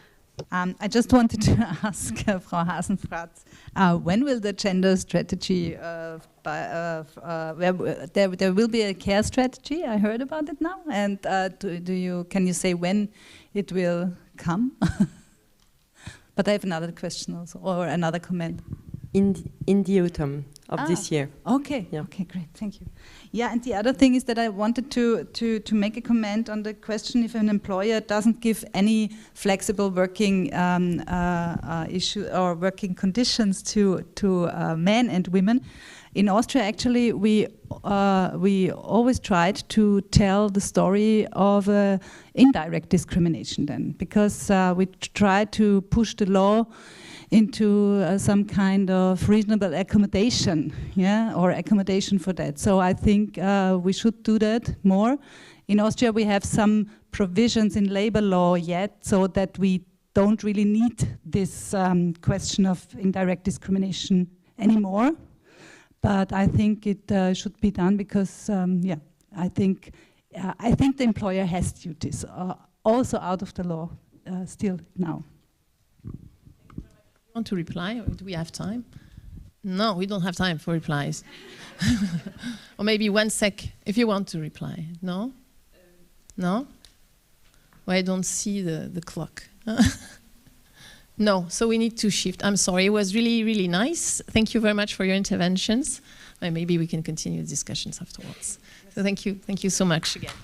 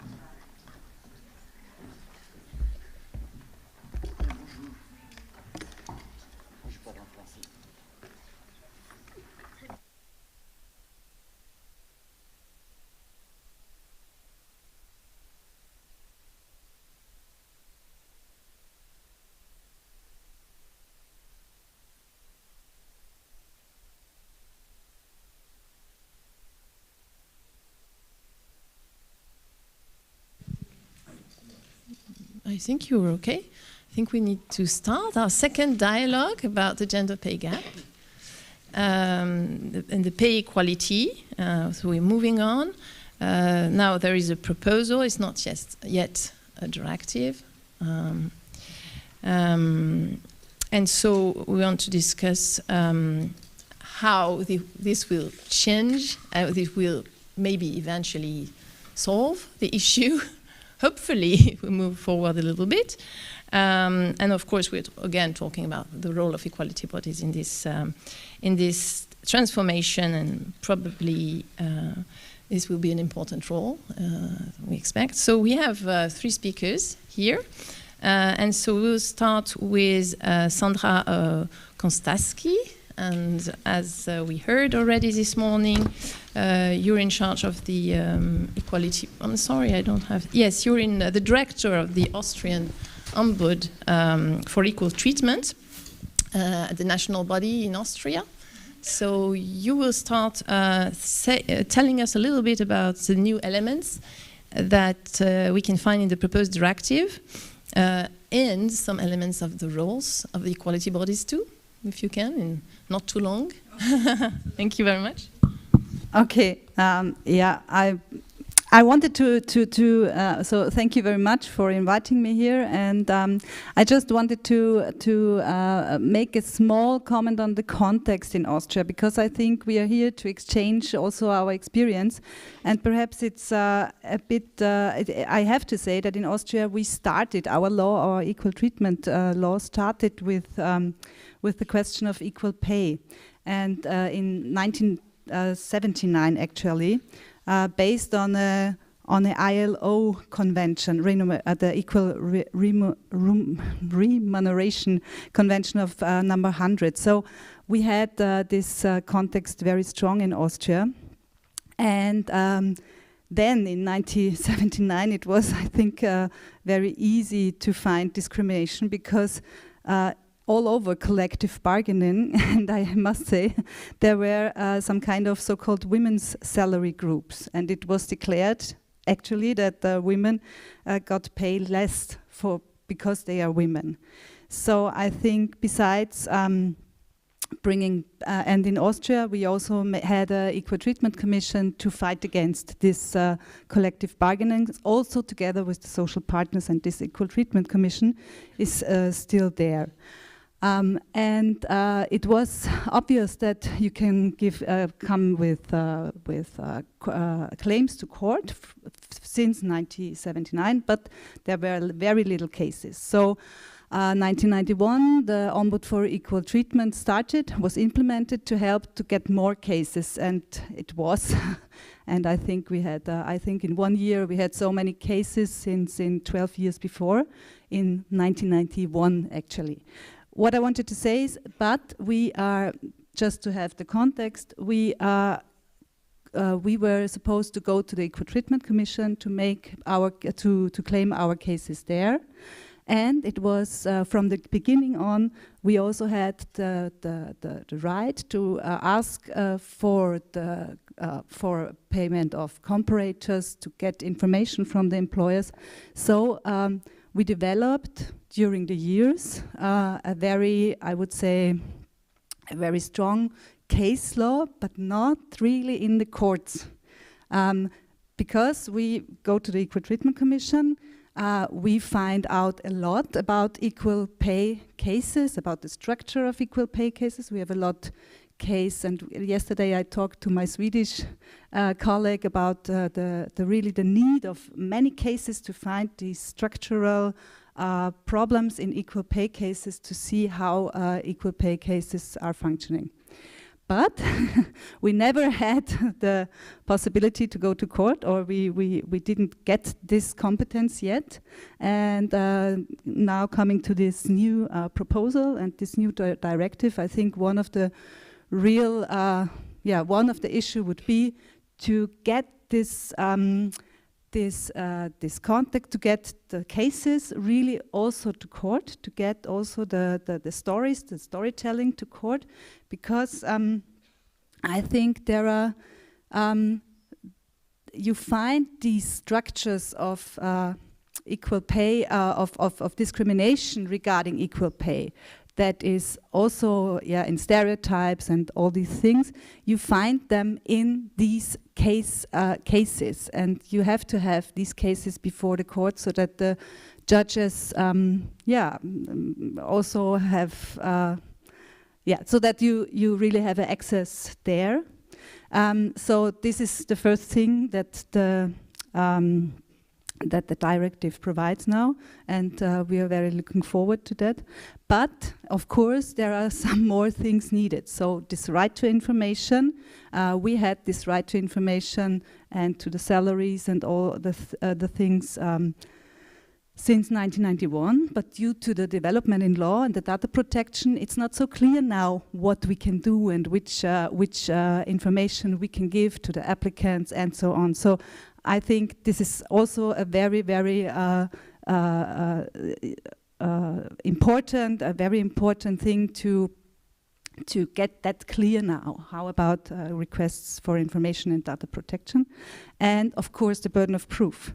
And the burden of proof in Austria is not in that way that we really can have a good access to justice for equal pay cases. It's very technical, I can't talk about it now, but having this shifting of burden of proof in a directive makes me hopeful that we will come forward.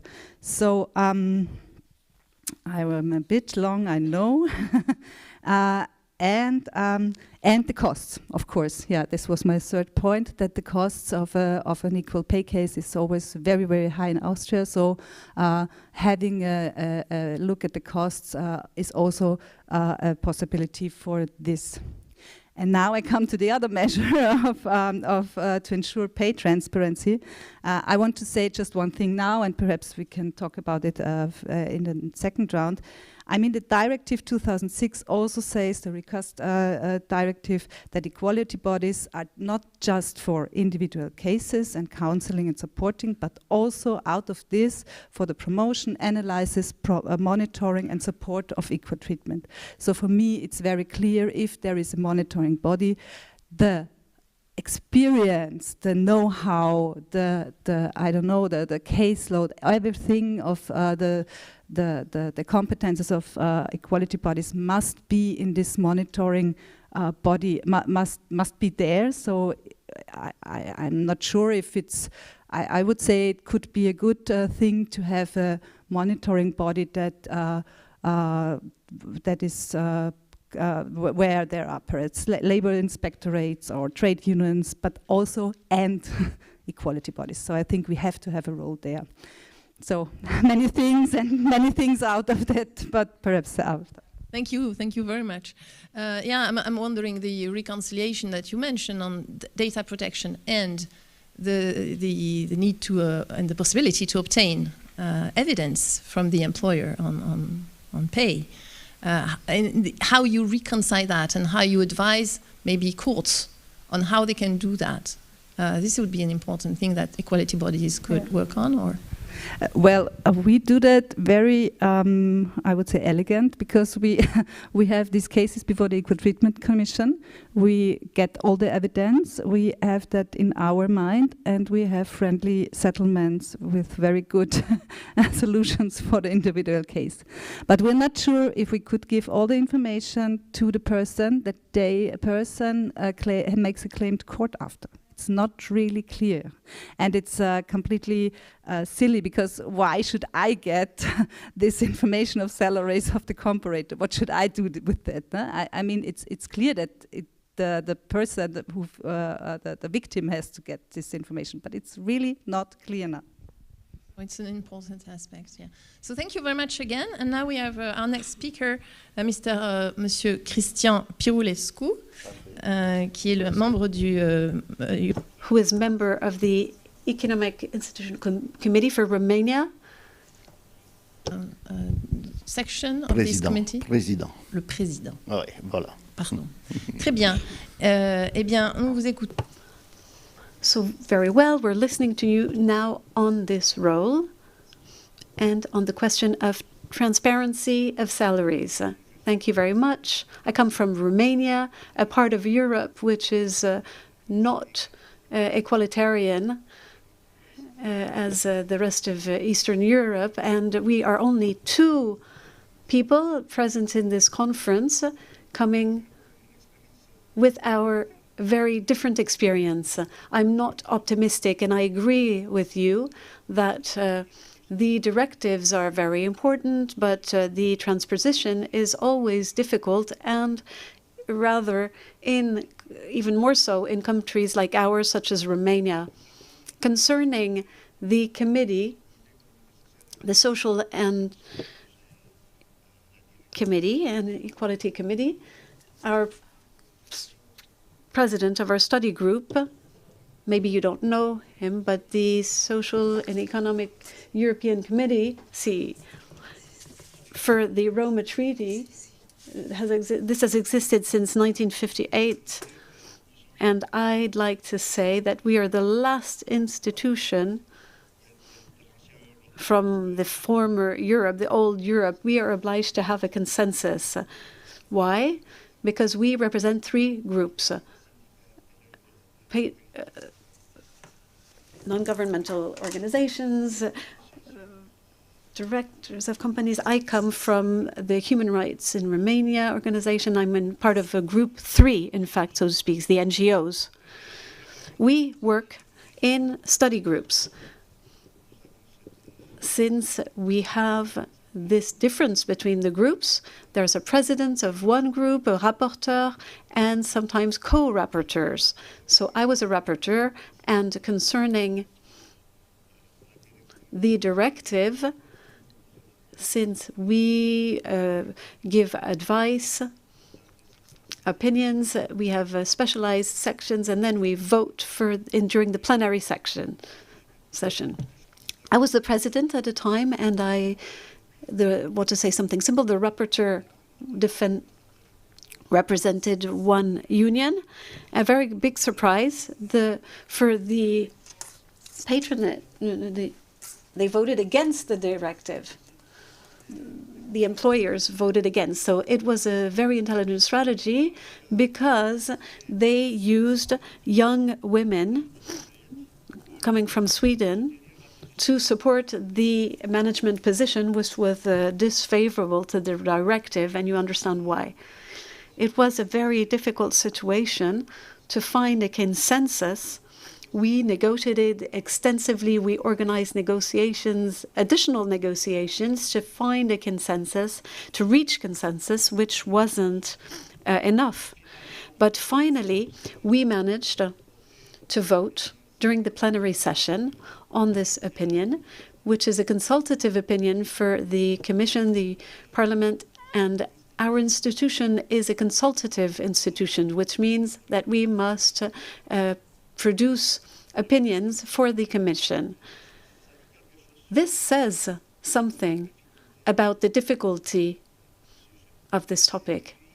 And I can say that why am I not optimistic at all? Not only concerning salary transparency, but in Romania, we are a former communist country. Apparently, legally, there's no problem there. But there are many issues, because issues are due to discrimination, structural discrimination that exists in societies such as the Romanian society. But this is an offensive. This is something that you do not feel very strongly here in France and in Europe. In Eastern Europe, it's very conservative. It's very conservative. So about the Convention of Istanbul, in Romania, we approved Istanbul. We approved it, but other countries refused to adopt it. There was a societal, harsh reaction with ultra-conservative organizations, pro-Russian and pro-American, so rather fundamentalist and evangelist. It was very difficult now to support equality and all these topics, because another example, we have only one woman among us. We cannot talk about equality or diversity between equality between men and women, since this is considered as communist. And countries like Romania, if you talk about equality, that's already a subject from the old regime, and it is not normal to keep such speeches. You know the situation in Poland, Hungary. It's with all the countries in Eastern Europe, Central Europe, and this is why it is very important to have an offensive commission. And I'm not optimistic at all, because at the committee I work on migration and asylum seekers, and for 15 years I've worked with the committee. I saw that the commission came. The commission is very conservative itself. Sorry. Not very reassuring indeed. Maybe you're not quite convinced of these texts and the adoption of these texts. What would be the way forward according to you? You're talking about Romania. Where would the change come from other than from the EU? for our countries, the EU is very important, of course, before becoming a member of the EU. This is why we have institutions for fighting and defending human rights, but these are very politicized and they're very formal, if you like. This is our problem. All of the political parties are very conservative, even though they may be called social democrat. They're very conservative, and that's the case for all of Central Europe. I'm a professor at Sciences Po, but I'm also an activist for human rights, for equality, and I'm disappointed because the instrument from the Commission, in order to control that, there is no control really of the member states. We cannot intervene because it's a policy of the government. Now, if the Commission is more open, if in a few years' time all of the member states would do that, then the policy would change. But that's why I'm not optimistic about this. Thank you. This is a cold shower for us in the middle of the morning. Maybe we would react to this. Maybe our next speaker will change our view on this. Advocacy coordinator for the European Women's Lobby. So thank you very much. Thank you very much indeed, and thank you to Equinet for this invitation. I'm really happy to be here. And I think one of the, perhaps, the key messages that's coming through our debates from this morning is that we need to work together. We're all in this together. You know, with lots of backlashes in different countries, different spaces, different places.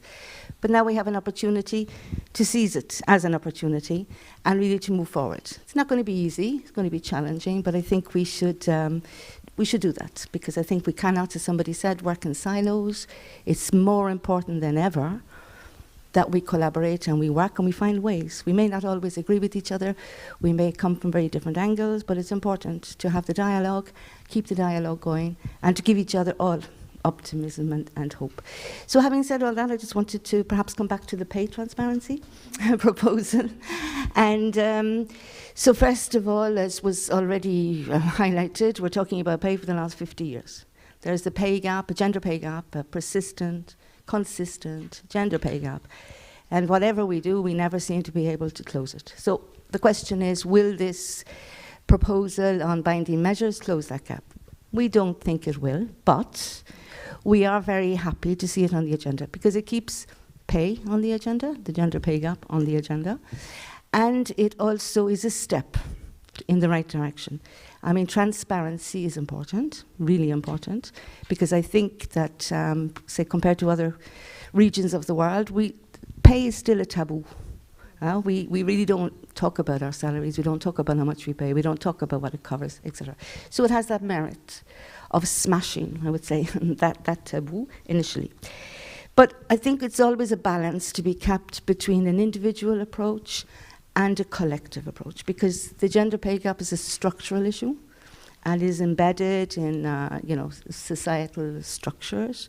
So we must ensure that if we're looking at it from an individual approach, that we're not actually blaming individuals and say it's inefficiencies on their behalf, that they can't manage in whatever way to negotiate pay. So I think that's one of the biggest challenges.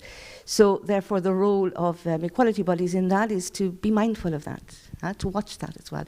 And that's why I insist on us working together, because we need the collective and we need the individual. They go hand in hand. So why are we critical of the proposal that's on the table for the moment? First of all, the mandatory reporting requirements is only for companies with 250 employees. I mean, 70% of the workforce concerning women are excluded, because if there's no mandatory reporting, they're excluded. So, because the majority of women workers work in small and medium-sized enterprises and even micro enterprises. So the European Parliament now has come back with some proposals in order to start negotiating. They've come in with a proposal that has a sliding scale and a minimum being 50 workers, but there's still under 50, there's still a lot of women workers that won't be protected, that won't actually have any monitoring or any reporting. So in a way, that could be a potential role for the equality bodies, because in the directive it says that those smaller companies can be encouraged to monitor, but encouraged to, if there's nobody or nothing or no mechanism behind it to say, let's do it, then I think, and maybe that's an area where the equality bodies may have a role to play in the future. What we're very worried about as well in the current proposal is the lack of a definition of workers' representatives. There's no mention of collective mechanisms, trade unions, nor collective bargaining, nor social partners. That, for us, is going backwards. When we talk about progress, 1 step forward, 2 steps backwards. We find that really, really worrying. And again, the European Parliament has tried to amend that in some way. And it does take into consideration the collective mechanisms. But those negotiations are only underway for the moment. And we think that's really important because I think for us, it's part of a trend that has been ongoing for a number of years, is really, watering down collective mechanisms and really not giving the trade unions in particular and collective bargaining in particular the merit that it has. It has changed our lives over the years.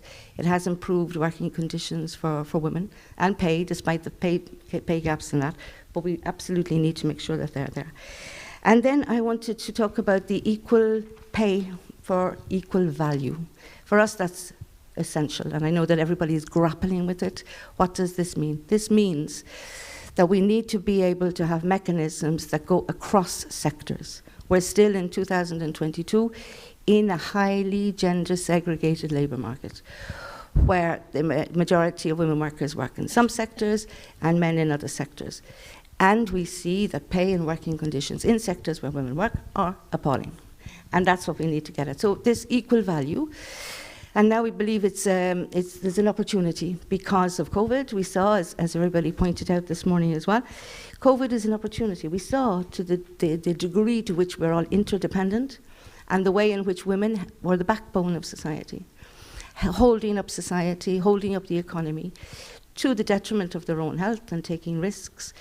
Also, I think that more people saw, more so than ever, that the pay conditions were bad, the working conditions were bad. There was really kind of a shock out there saying, oh, I didn't realize that women were doing all this for very low pay. So it's an opportunity. So this is where the equal value, we believe, should now be addressed, because it is mentioned in this directive.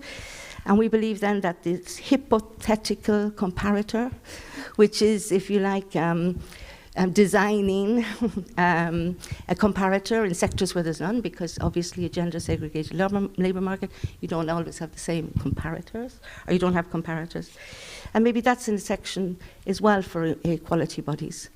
Let's see how this could be done, and particularly, as I say, for these micro companies, because there's a sense that women are left on their own, really, to sort of figure out all this. So we need, again, to sew up these collective mechanisms, and perhaps equality bodies could have a role in looking at how a hypothetical comparator, based on different sources of data as well that we spoke about this morning, fragmentation perhaps of data, maybe it's an opportunity as well for us to pull these sources together, to weave them into something that's going to be meaningful. And then it was raised many times, and I'm going to raise it again, is intersectionality, because this proposed directive does mention intersectionality. It's the only one that actually mentions it as clear as day. It doesn't give any definition, but it's there. And so it's really important, because if we look at, say, women with disabilities, they're not really covered in many of the directives either. Whether it be gender, disability, etc. So we really need, it's very crucial to have the intersectionality and have the indicators and have the data and really start thinking about it. Because we were informed by some government representatives who will be negotiating this directive that will not pass intersectionality. Particularly, one of the reasons given was that there is no case law, or very limited case law.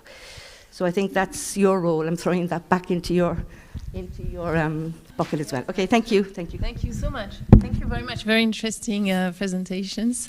Yes, and you're pointing at very important things, in particular value, the hardest one. I'm thinking it's even worse when you think that many workers are so-called independent, self-employed. I'm not talking about platform work, but I'm thinking about it. And then how do you assess value and and equal treatment in this context where you are all independent workers separated from each other with no official employer? Well, that's a complicated, important one. So lots of things to do probably for equality bodies. Also, I'm back to the thresholds that you mentioned, because it seems to me the requirements for firms are quite high in terms of disclosing information, producing information on transparency.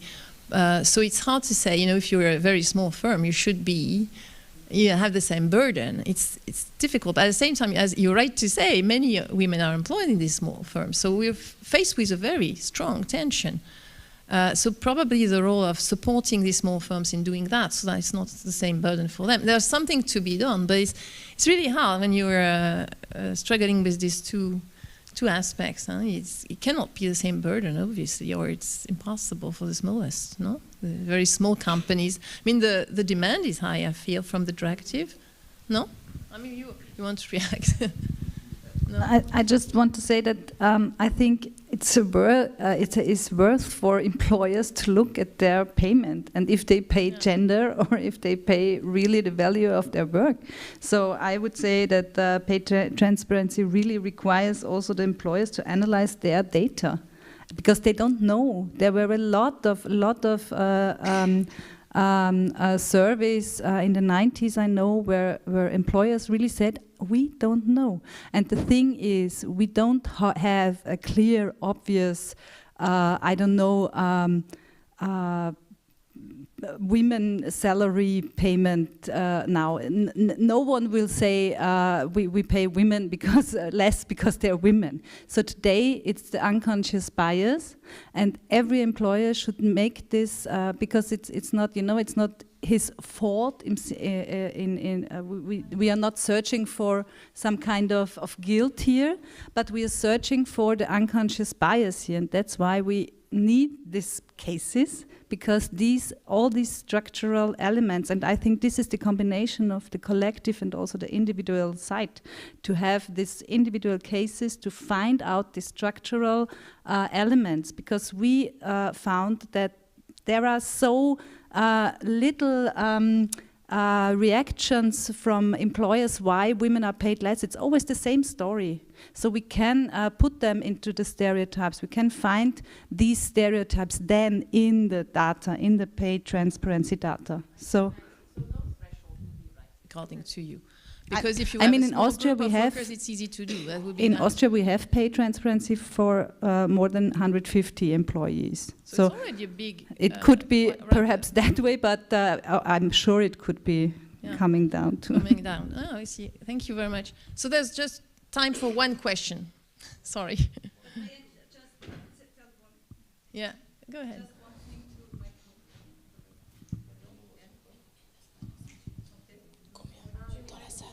Should I out because we are out of time?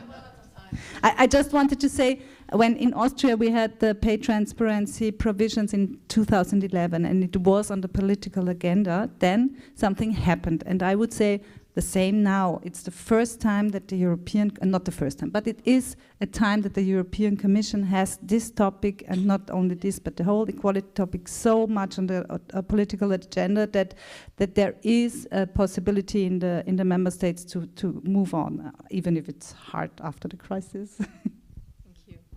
Maybe one super quick comment again from like a trade union perspective, and thanks Mary, because I think we already had like one trade union sitting on this panel, which is great, because indeed the European, there was a problem with this directive, as the European Commission did not define works representatives and sort of said that employers can choose them. and that's not what that's not quite right. So so for the European Trade Union Confederation, massive priority. And just maybe to be very frank, also I think for this directive with the equality bodies, we will have to have some discussions, I think, and very interesting discussions actually, because the equality bodies do have a lot of roles in this directive, and since social partners and trade unions were a bit sidelined from the start, I think it's a very interesting discussion.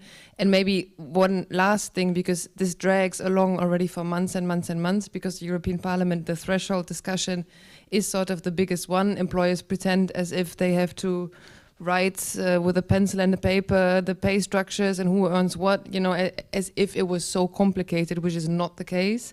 But this threshold discussion was incredibly long, and now the first trialogue actually is by the end of June. So Commission coming together with the European Parliament and the Council. So let's really all work together to make this, to make sure that this directive is adopted really quickly, actually, because I think we can't wait longer. Thanks. Thank you very much. Thank you. So thank you all again.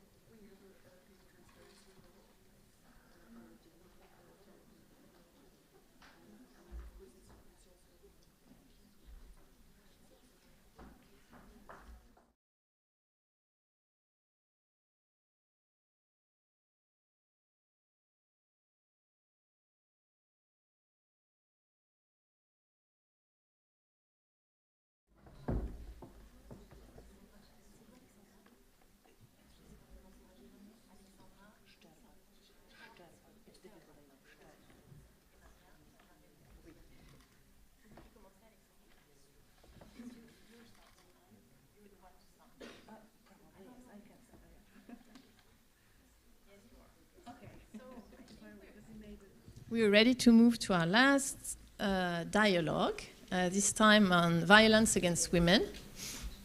So there is again a proposal by the European Commission on this very important issue that goes way beyond the workplace.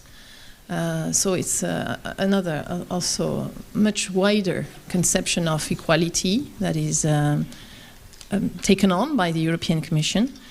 And of course, there is a relationship with other international law.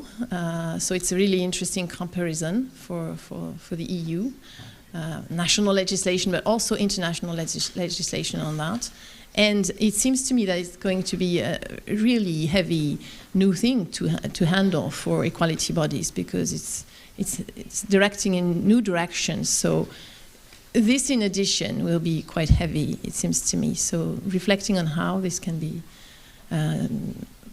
worked on, implemented in right ways by equality bodies is indeed very important. So our first speaker for this dialogue is Alexandra Sherpa, who is Chief Expert of the Equal Treatment Department of the Office of the Commissioner for Human Rights and in the Republic of Poland.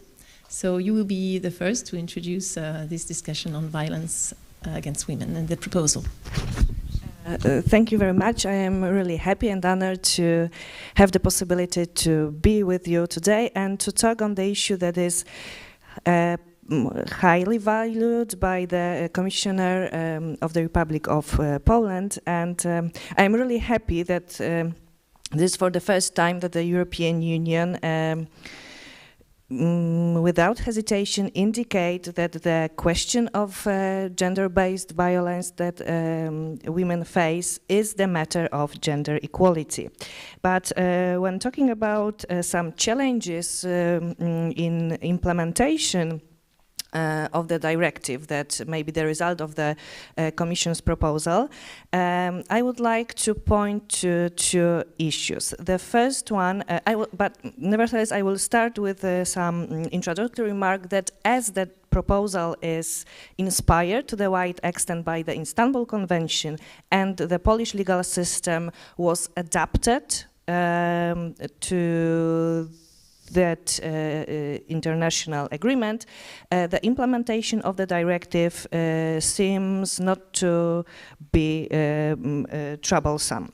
At least in the perspective of gender equality, because I am not, it's not my ambition to present to you the issue resulting, for example, for criminal law or civil proceedings that can be important while talking about domestic violence. Nevertheless, there are 2 points that I would like to draw attention to while looking for possible challenges in the implementation of the directive.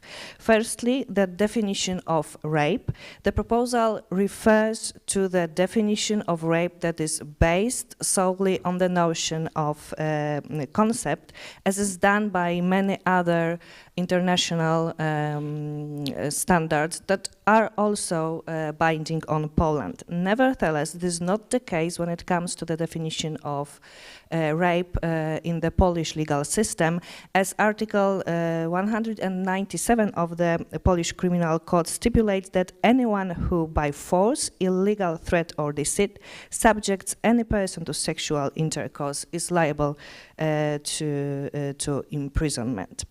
It's clear that the Polish definition of rape is based on the lack of consent of victim only in very specific aspect.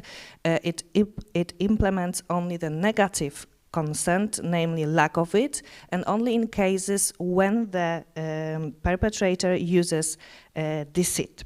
The Commissioner indicated that inconsistency with many international legal instruments that the Republic of Poland is party to, also indicating the Ministry of Justice the need to amend the article that I have already mentioned, but the Ministry of Justice does not share the hesitation of the commissioners as to the improper or at least partial implementation of the notion of consent into the Polish Criminal Code with respect to the offense of rape. And the second issue I would like to draw attention to is the mandate, limited mandate of the Commissioner. First and foremost, the Commissioner is incompetent to act in horizontal disputes. That seems to be important when it comes to the issue of domestic violence. As according to Article 80 of the Constitution, in accordance with principles specified by the statute, everyone shall have the right to apply to Commissioner for Human Rights for assistance in the protection of his freedoms or rights infringed by organs of public authorities. Secondly, the Commissioner is incompetent to act on behalf or in support of a complainant.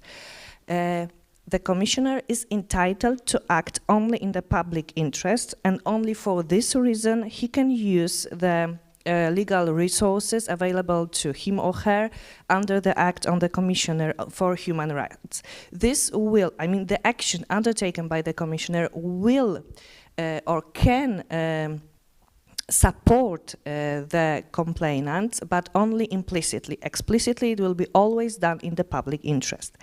And the third, last issue I would like to draw attention to is the limited possibility of for the Commissioner to act in criminal cases, as he or she can only demand that preparatory proceedings be instituted by a competent prosecutor in cases involving offenses prosecuted ex officio.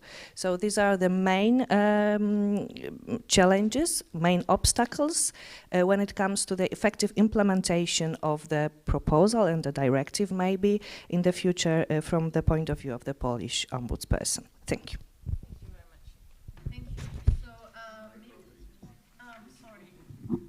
Sorry.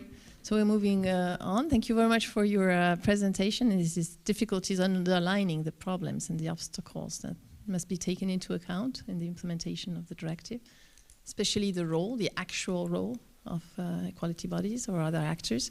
And so to continue on this discussion on violence against women, we have Maria Naredo, who is advisor to the Secretary of State of for Equality and Against Gender Violence of the Ministry of Equality in the government of Spain. So thank you very much. It's another perspective. We have national perspective and then European perspective coming on. So thank you very much for your perspective on what the Spain presidency upcoming will do for this directive, and maybe to enforce the role, to ensure that equality bodies have a larger role. Thank you.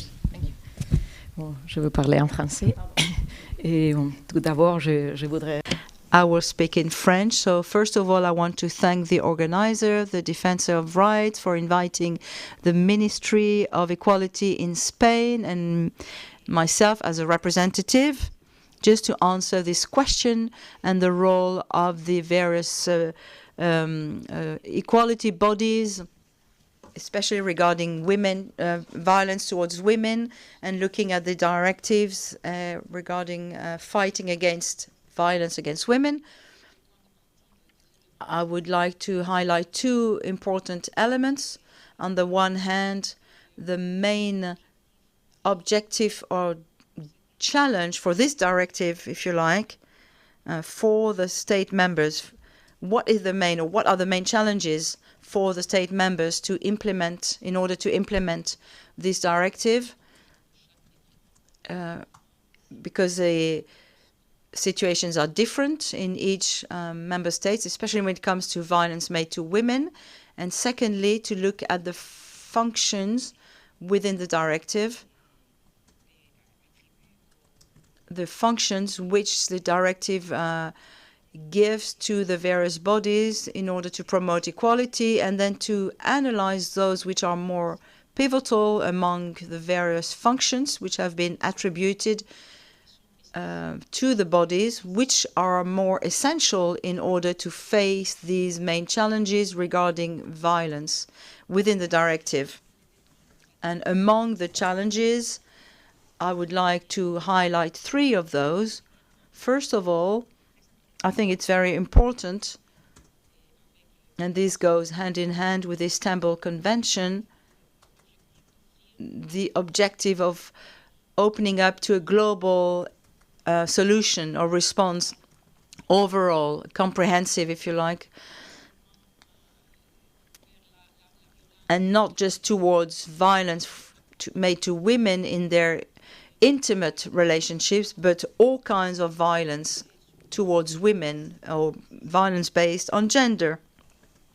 For me, this is the first challenge. The second challenge is to guarantee access to rights to all victims, even victims who have additional obstacles, for example, migrants, handicapped women, women living in rural areas. This is a very important aspect for us in Spain, for our ministry as well. Also the children who are exposed to domestic violence, violence towards their mothers. That's another important issue. Third challenge, to strengthen all the responsibilities, not just legal responsibilities, but all the responsibilities such as assistance, prevention, protection, and also access to justice.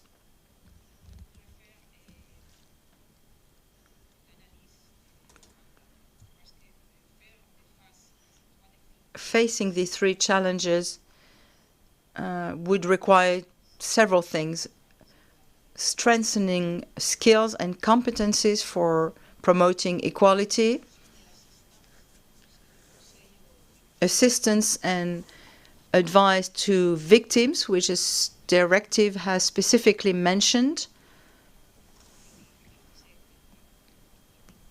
And as I was saying, it has to be for all victims, for all kinds of violence.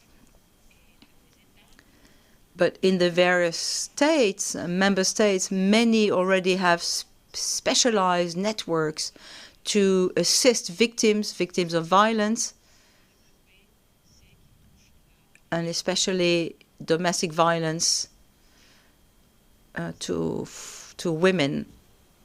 in Spain. We are now developing a system that is very much territory-based to meet the issue of sexual violence, women who have been raped or women who have been victims of sexual violence.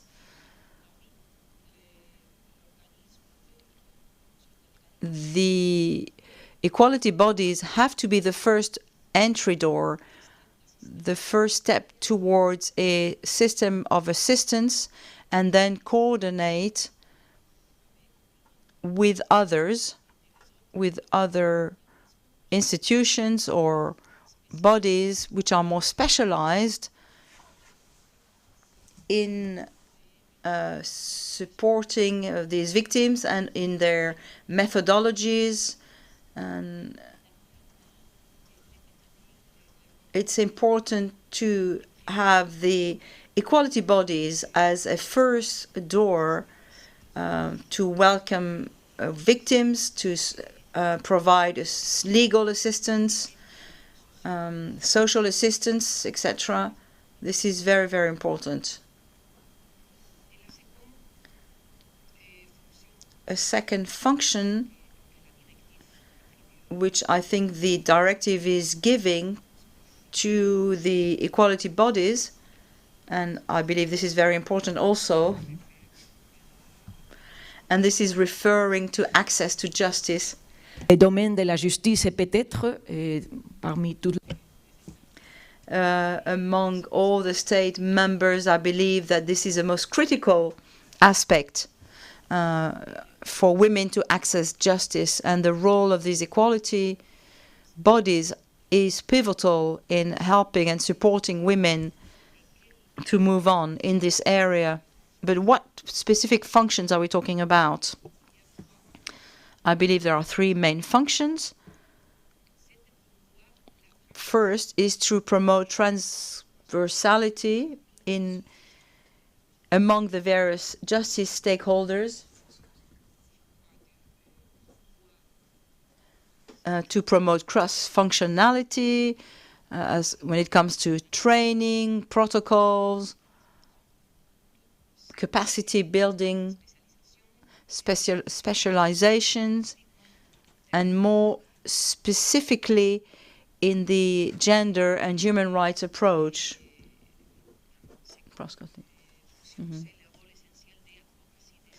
Which is an advocacy role, a role of surveillance and research, also in the legal system to make recommendations in order to improve the response or the solutions.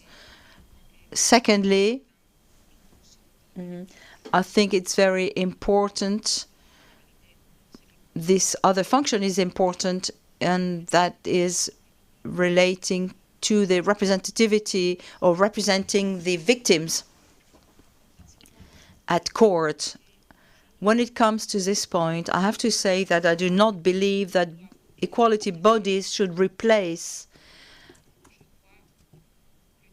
the victims, but rather they should promote training and support all of the stakeholders in the area of justice, and then develop strategic action, strategic litigation or cases, collective litigation, in order to narrow the gap. Merci. Thank you very much. It was extremely interesting, well structured. Everything that you indicated, and good leads to follow. It is true that the Spanish model is seen as more advanced compared to what is done now, and of course with what the directive will enable to do. So these are very good indications and very useful that you provided us with. Thank you very much. Our third speaker, in English or French?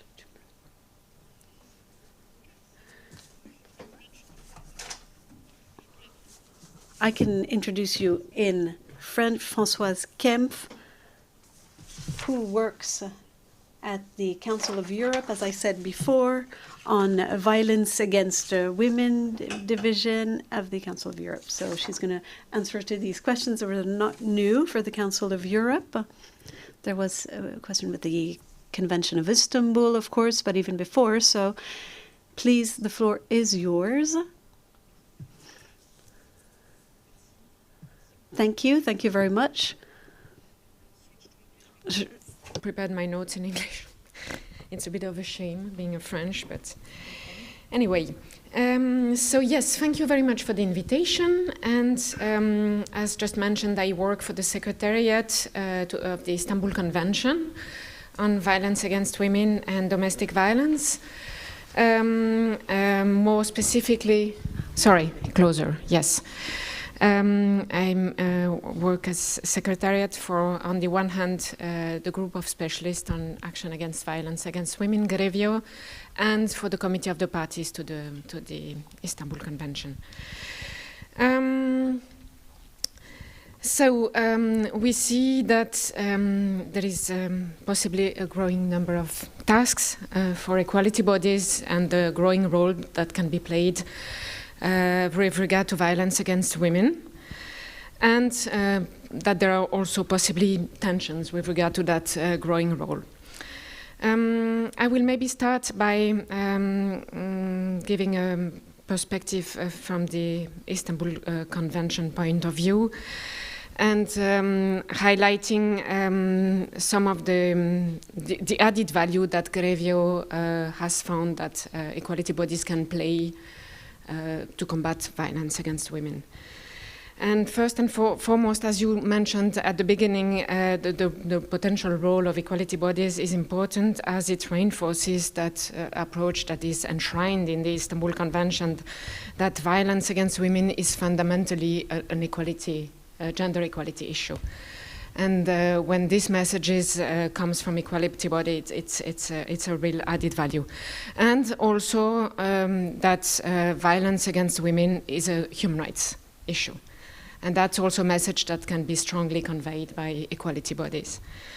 The second point I would highlight as an added value is the intersectional approach to violence against women that can be very well conveyed also by equality bodies, because you have this mandate to deal on various grounds of discrimination, and therefore you can help the member states, the state parties to the Istanbul Convention, to reinforce their intersectional response to violence against women. By highlighting, by providing studies, research, and so on, and highlighting the impact of intersectional discrimination on victims of violence against women. In its first baseline evaluation reports in the parties, in monitoring the parties to the convention, Grevio has highlighted a number of key functions that key roles that equality bodies have played with regard to the Istanbul Convention. Firstly, the role of awareness raising and information on the convention, but also, as I think you just mentioned, Maria, the equality bodies have highlighted the different forms of violence against women covered under the Istanbul Convention, which is not limited, as you know, to domestic violence. And it has praised or welcomed campaigns and awareness raising that was carried out by many of you, for instance, in Finland, in Serbia, in Albania, and in Poland. Then, obviously, equality bodies have been important in carrying out research and studies, also, again, not only on domestic violence, but also on other forms of violence against women, and that was welcomed in reports on, for instance, Malta and Belgium. Then there is the issue of access to justice, which very much depends on the different mandates that you have in the different countries.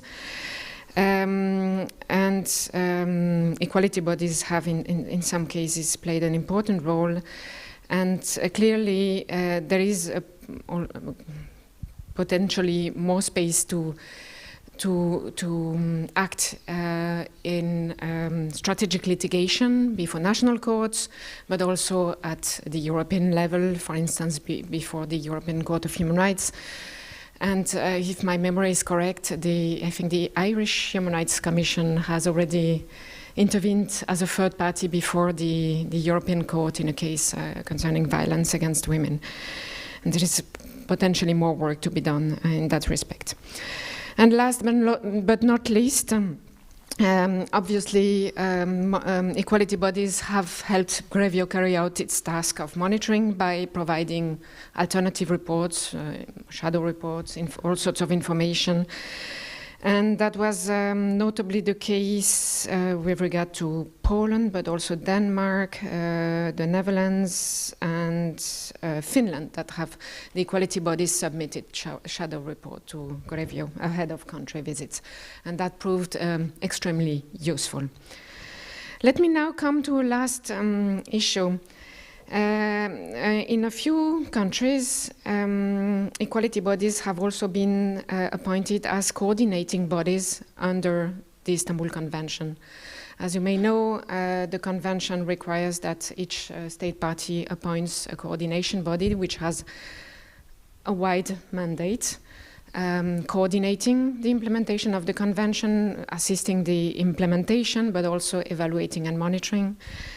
And if I'm not mistaken, in Belgium, in Portugal, and in Romania, the equality body is also that coordinating body, which is definitely good and has an added value for the reasons that I've already explained. However, in these cases, and there we come back also maybe to the discussion on the draft directive, Grevio has highlighted that when these bodies equality bodies have coordinating functions under the Istanbul Convention, they need to have, first of all, adequate human and financial resources to be able to carry out that very wide mandate, and to have the specialized resources to work effectively on violence against women. And they also need to have a clear and strong and broad mandate so that they have the authority to carry out all these functions, especially the coordination function, which requires a strong mandate in order to be able to coordinate. And I would add one more point.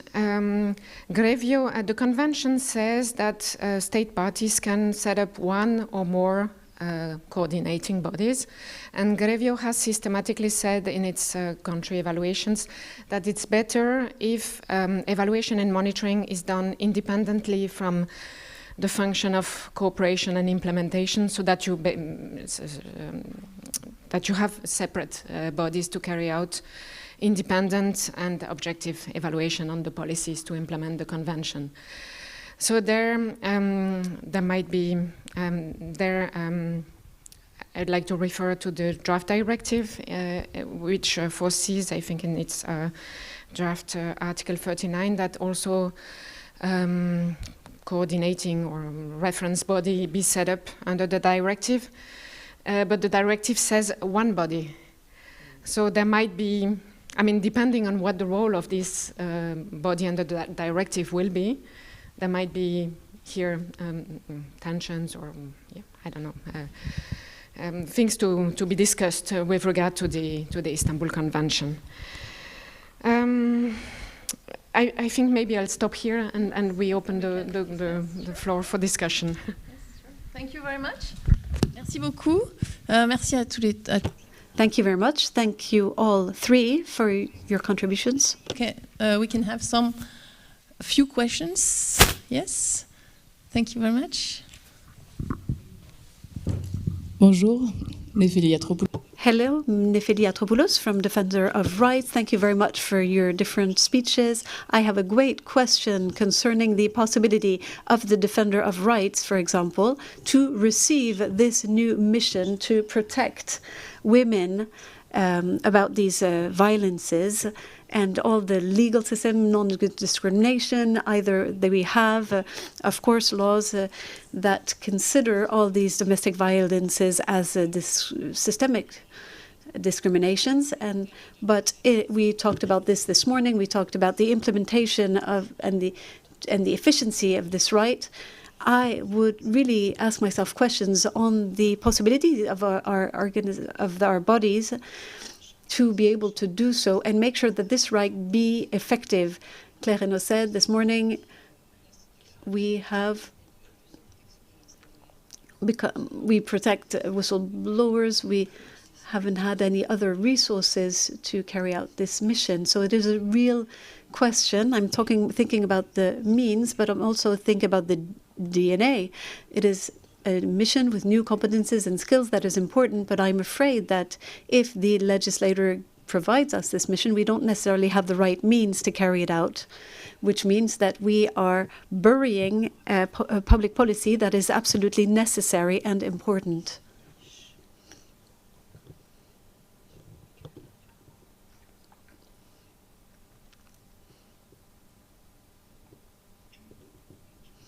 Yes, it's very interesting because violence towards women is totally linked to discrimination, but it is a very specific question, a very complex one. Therefore, the resource for this new competence are very important as well. These are the key to take action. But given this, I believe it is also important not to see as being alone these equality bodies, but it's really a complex system of different actors that can answer to violence against women. And this is why I said before that, in my opinion, these bodies must be the entry door, but not the specialized bodies to act on these complex questions. For example, in Spain, we are working for the specialization of the territorialized network. So I believe that these new skills must be added to other skills.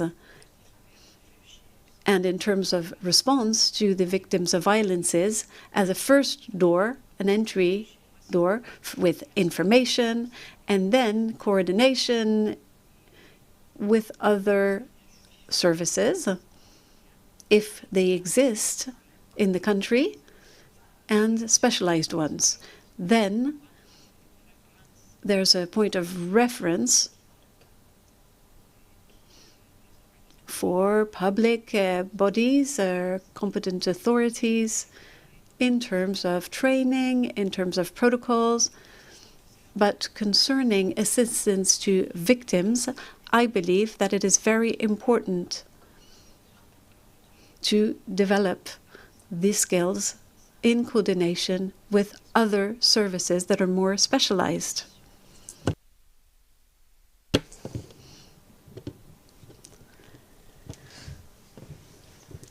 Did you want to answer as well, or not necessarily?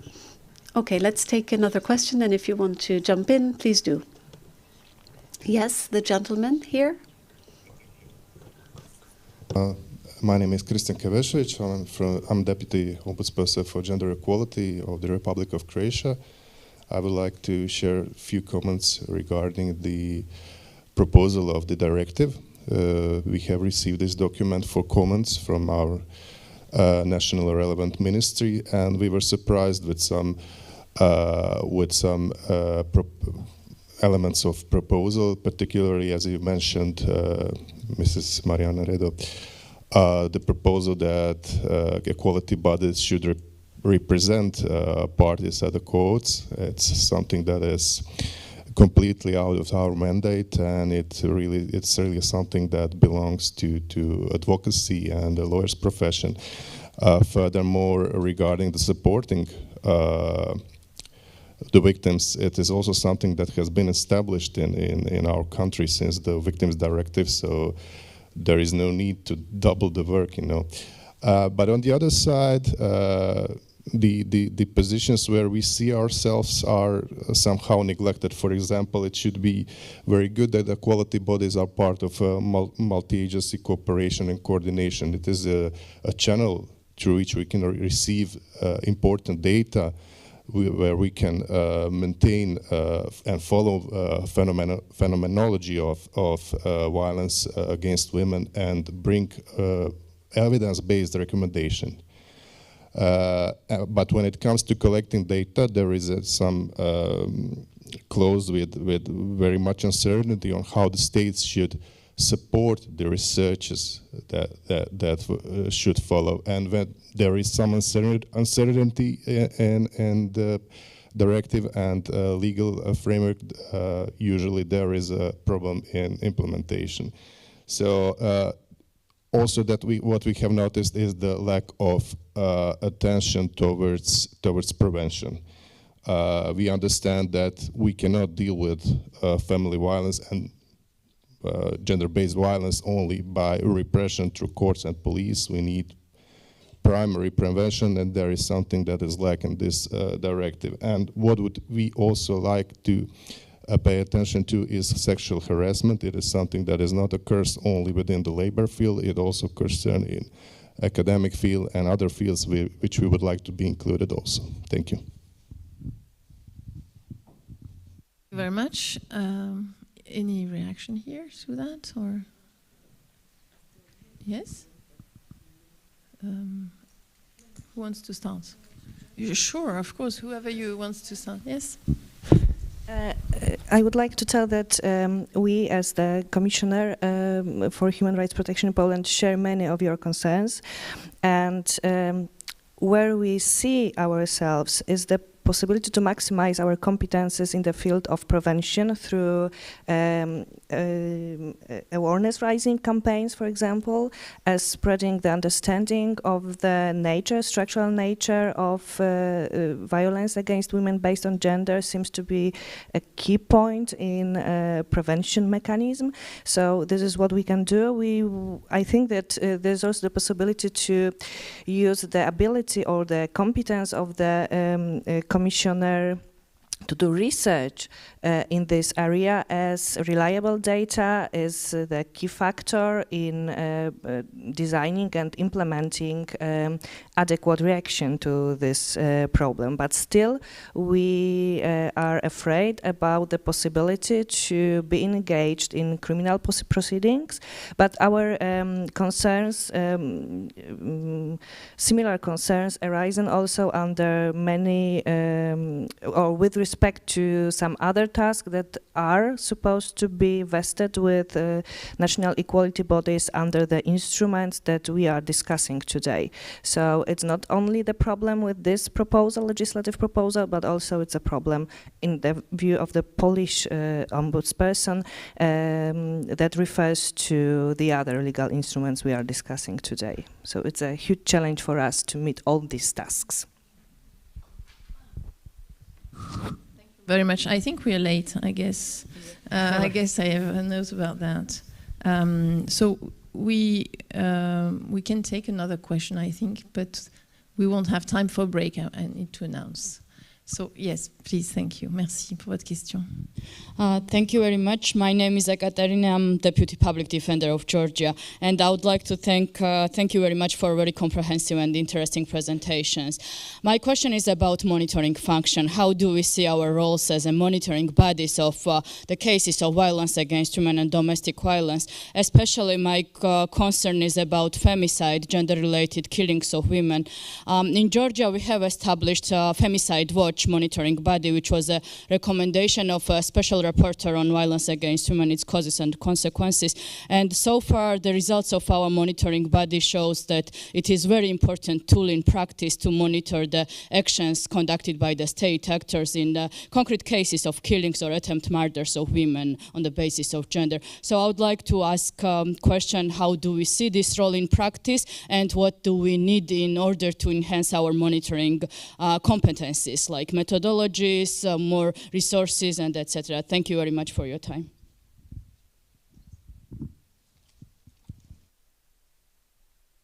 Thank you for this question.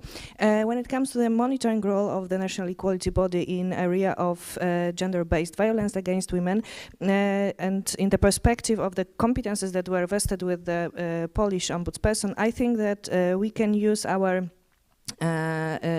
competence to do research in order to gather the data, but of course it will be limited due to the financial resources and human resources that are at the disposal of the commissioner, due to also lack of the common methodology, as you mentioned. So this is also the problem, to collect the data that are comparable among member states. When it comes to the monitoring competences, I think that we can also use our competence to assess the intervention or the omission by the public authority bodies through the prism of the human right-based approach that is at the heart of the legislative proposal that we are discussing. So that's my answer to your question.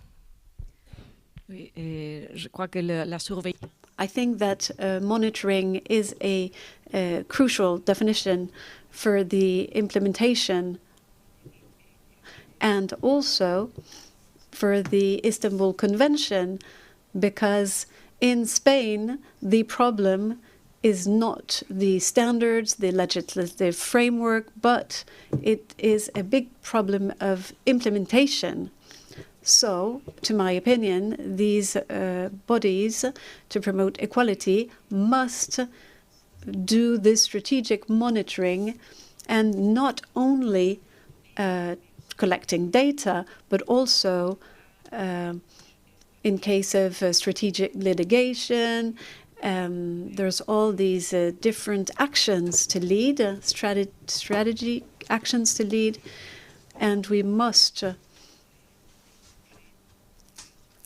have this project, this monitoring project, and the effective application of the rights in all of cases of violence, in all of the different forms of violence, and for all victims. And namely, especially for victims when there are additional obstacles, for example, migrants, victims who do not speak the official language. So there's a whole list of obstacles that are detrimental to this women's sector, to make them even more vulnerable. And I think this monitoring role is extremely important to ensure the efficiency and implementation of these norms and standards.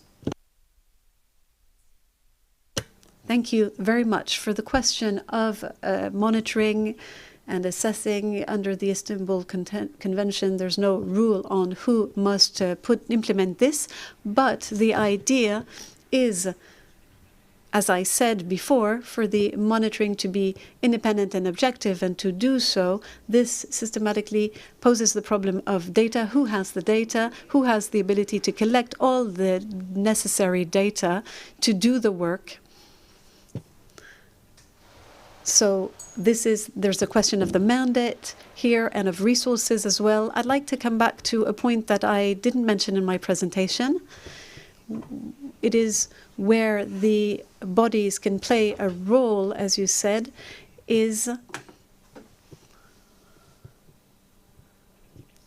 compared to Article 5 of the Convention of Istanbul. I'm forgetting due diligence, to make sure that the state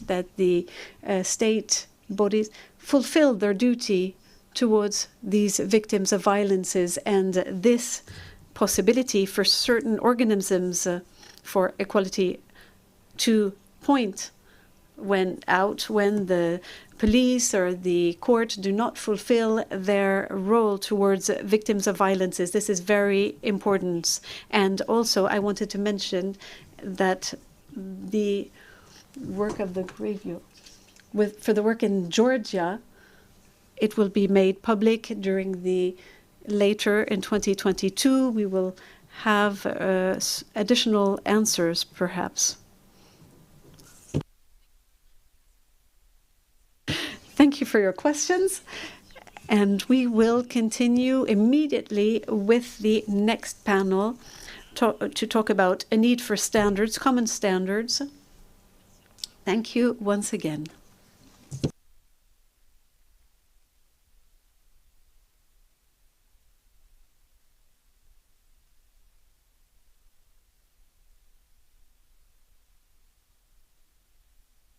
Bon, bah, très bien.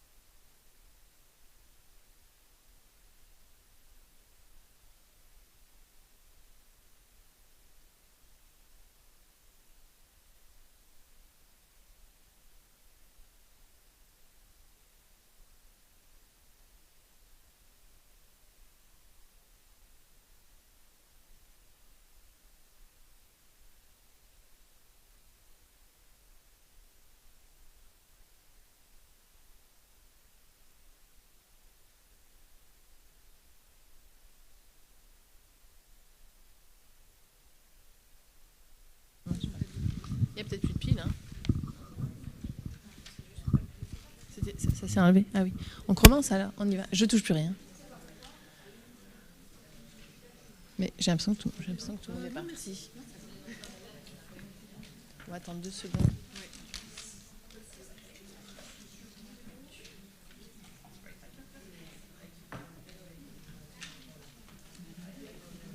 Ça va, merci. Oh oui, en même temps, je dis ça, mais j'ai quand même...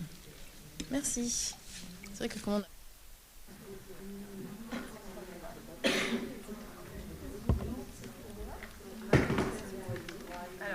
Je crois qu'on va reprendre. I believe we're going to resume. Not to delay the end of the meeting too much.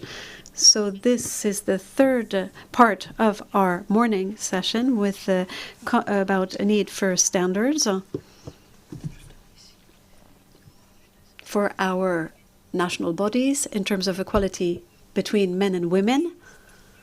Need for standards. And there were 2 different types of standards that we're going to talk about. One is independence, and that's where we start, and then power and resources.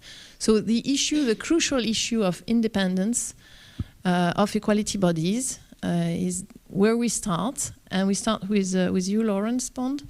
Now I don't need to introduce you since you were already. It's almost a given, it would seem to me, that the independence of an equality body is fundamental to its effectively carrying out its mandate. In some sense, it's extraordinary that we've actually accommodated ourselves to the understanding for many years that actually it's not that necessary. Like in the whole role of an equality body is, in some sense, to push out the boat. To ensure that, certain types of practices and certain types of assumptions and certain types of thinking that has become embedded and reflected in how we behave societally, institutionally, is actually challenged. And in order to do that, it has to have a lot of things. Obviously, it has to have resources, has to have capacity, but it clearly has to have independence. And obviously, essentially here, we're talking about independence from government. Not in an oppositional sense, but literally to be able to be free to carry out its role as it sees fit. And that independence has to be guaranteed so that the body is confident that in carrying out its role in any way, it's not that it can avoid criticism. People will criticise it, disagree with it, but it can't be arbitrarily inhibited from taking whatever actions or whatever positions or stances it feels are necessary to advance the mandate.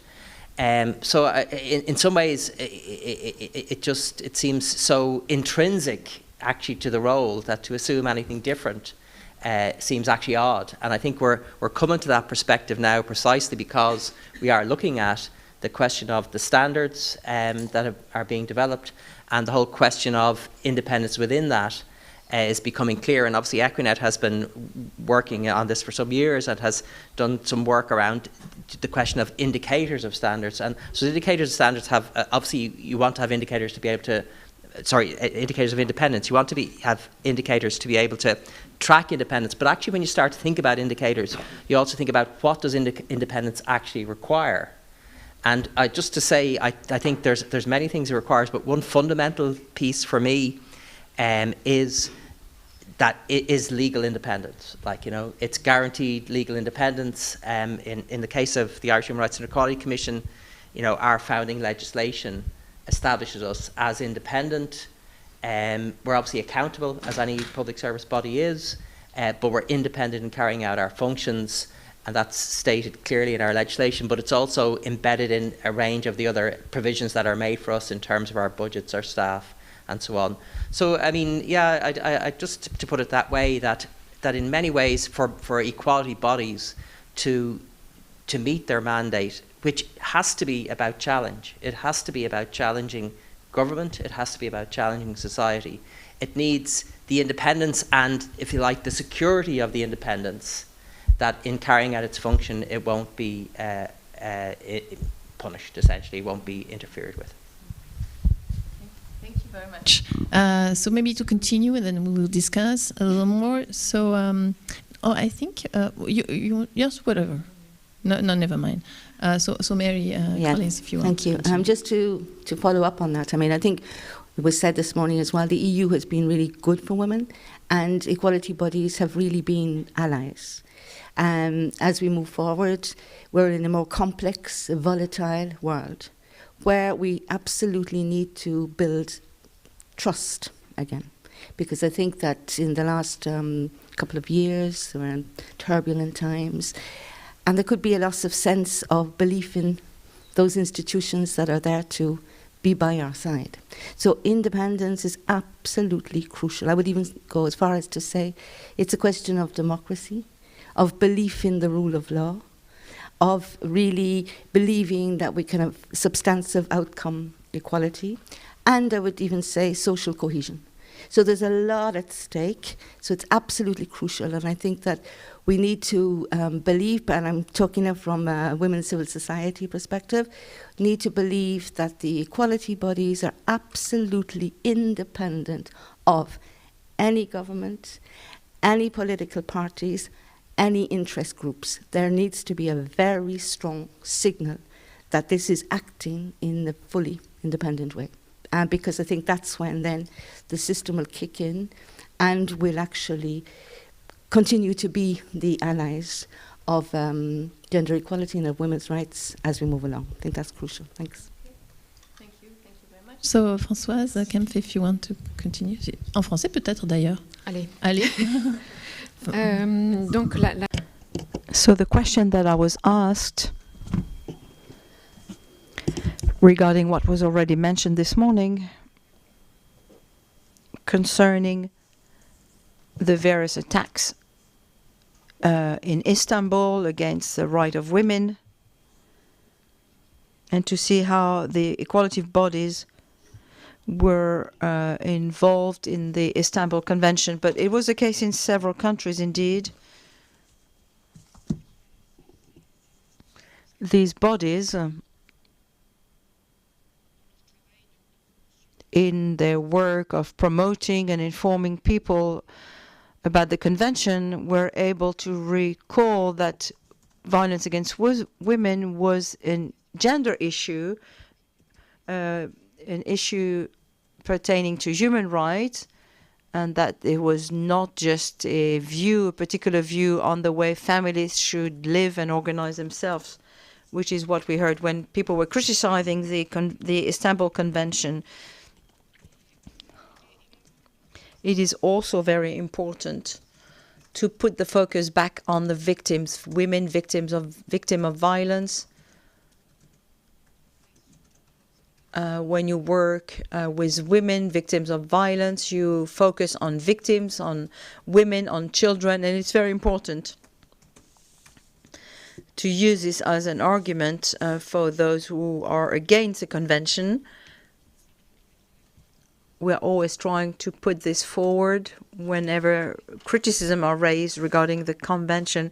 What we want to do is show practically what is the impact of the convention, how many shelters have been developed, what progress have been made. So that's what we want to do. We want to show the practicality and the impact in practicality. And this can only be done. Sorry about this, okay? Some did this, but they could only do this if they are completely independent when it comes to law and when it comes to their budget, to their finances, human resources, etc. They have to be able to express their opinions, even though this might not be controversial, without taking the risk of having their finances decreased or cut off. This is very important to be able to be independent. Now, coming back to the Istanbul Convention, some member states have signed it, but have not yet ratified or implemented it. And we've seen that equality bodies or other instances and bodies were supporting the Istanbul Convention in sometimes very difficult conditions. So it's very important to have a solid base and solid funding. Backlash, I think that is absolutely crucial. And I think it's really important that equality bodies with an independent status really can stand beside and really also support these issues of that women are being attacked on, violence against women, Istanbul Convention, but also access to sexual and reproductive health and rights. And I think that that is an area that an independent equality body wouldn't be afraid to take on, because it wouldn't be influenced under different interests. And then I finally just wanted to say, coming back to the multiple grounds that some of you are working in, and the whole issue of gender and gender equality, I think we shouldn't forget that we're all operating in a patriarchal system where those norms and values prevail. So therefore gender is a cost-cutting issue through every single one of those grounds. And every single one of those grounds are also embedded in that patriarchal system. So an independent equality body could actually really, lift those issues as well into the public debate so that we can actually all move forward together. Thanks. Well, thank you very much. No, I do understand that you're saying it because they're subversive by necessity and resistant by necessity. Also, these bodies need to be independent. That, I guess we totally agree with. The other thing is, it seems to me there are differences between member states, aren't they? And that's the real issue here we're trying to tackle. How do you have common grounds that are effective, not only, in the black letter of the law, but common grounds guaranteeing independence of equality bodies, and the fact that maybe they can have action in case independence is violated. Do you have an idea about that? How effective independence is made, also through actions in court maybe, but also by these, indicators through which you can verify, check that it is, truly there and not only on paper. I think the point you make about variation is precisely true. I think that's been highlighted in all the work around standards, that one of the key problems, and I think I mentioned in my introductory remarks that Ms. Hazes and Fratz had mentioned this already as a key issue, and that it's true in relation to a range, which was obviously crucially true in relation to independence. And I suppose the key, and we obviously Equinet really welcomes the work on developing the standards for equality bodies. And this is one key issue because it's an issue that, if you like, there hasn't been clarity about what is required before. So I would say to you that in some senses it's absolutely not only about the black letter of the law, but we need the law in the first instance, like, you know, because it does then make clear what actually is required. There's still then a lot of work to do to get from having the law to having effective independent equality bodies across all of the member states. But it is the crucial first step, and it is something. I mean, I suppose you could argue that obviously the situation of equality bodies has evolved, and probably the vision for what equality bodies can be and can do has evolved. I mean, obviously partly through practice, and as we've seen with, if you like, one thing you could say about the variation in equality bodies is that it's a natural experiment that allows us to see what works and what doesn't. And I suppose you could argue that we see strong evidence that the positive benefit of strong, well-developed, well-resourced, independent equality bodies is positive for society generally, and obviously positive specifically for equality itself. So in some senses, the experience of the last 20 years has shown us, like, you know, that there are better models and weaker models, and essentially what the standards are about doing is, in some sense, generalizing what we've learned from what, if you like, from the mixed experience as to what basically is required to have effective equality bodies. And I think that becomes more pertinent, obviously, as we see the extension of our expectations of equality bodies in the new mandates that they're expected to take on. You know, that I think the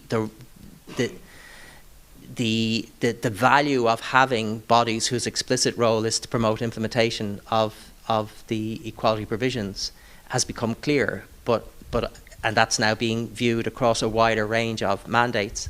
And in order for that to really come to fruition, it has to be supported in a number of ways, through legal underpinning, but also through a range of other things. I think the other thing about independence for equality bodies is equality bodies themselves have to value and nurture their own independence in their practice. So it's their independence vis-a-vis government, but it's also their independence more generally. Like, it seems to me that one of the crucial benefits of equality bodies, as the kind of unique institutions that they are, that they do have a unique role to play, that to some extent they're not an NGO, neither are they the government, and it's about having that kind of really objectively based. Objective is not impartial. Like you know, we're not impartial. We're pro-equality, but we have to be firmly evidence-based, objective, and strong in our own independence. That when we're speaking independently, it's on the basis of you know, our established expertise and our established research. Merci beaucoup. Thank you very much. Maybe we can take a few questions. Yes, there's one question there. Maybe we can take a few questions. Any questions? Do you want a mic? Vous pouvez. Sinon, si vous voulez, vous pouvez pas. We cannot translate without a microphone. Thank you. Thank you indeed. Hello. Very interesting to hear all your discussions since this morning.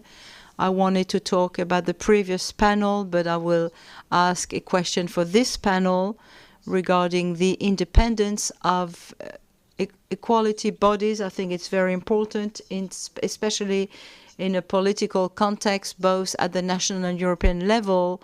This is very concerning when it comes to public liberties. For us, the defender of rights is really a key player to promote and implement the law. I'm thinking especially about gendered inequality.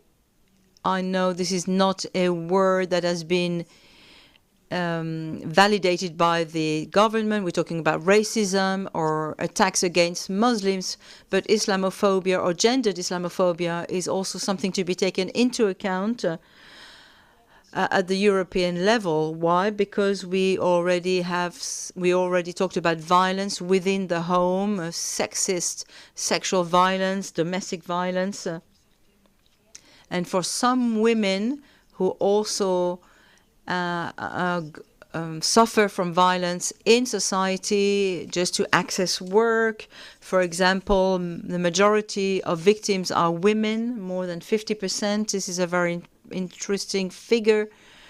This is due to women wearing scarves and veils. These are identifiable signs. They are the first victims because of the obvious signals, and we are accumulating, unfortunately, the number of signals or criteria. We talked about intersectionality before, but we need to talk in terms of facts. There are women who are suffering several kinds of discriminations.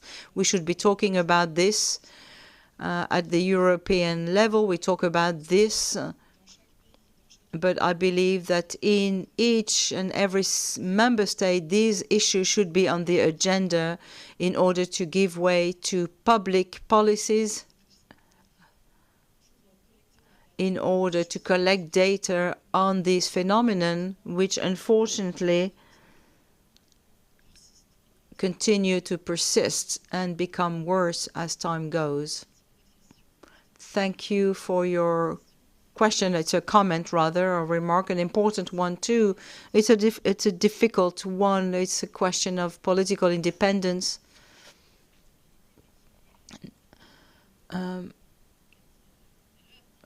Which raise the issue of what can be their voice, what can be the voice of equality bodies in our current context. It's difficult to raise a voice, even at university these days. I don't know if you have a reaction to that comment. Thank you for your comment. And independence, it can be deployed in different ways. There's a whole range of ways of doing this. If we look at common standards and the various aspects of the institution, which are very varied, indeed, it's something that I did not mention earlier on,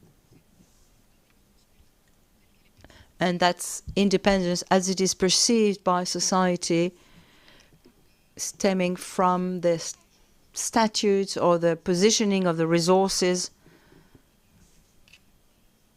But it's important that the voices of the equality bodies to be heard all the more when they are considered as independent bodies. Also to say that independence goes hand in hand with accessibility. In a directive of 2018, we also have a mention of gratuity and free access. This is vital. It's very important.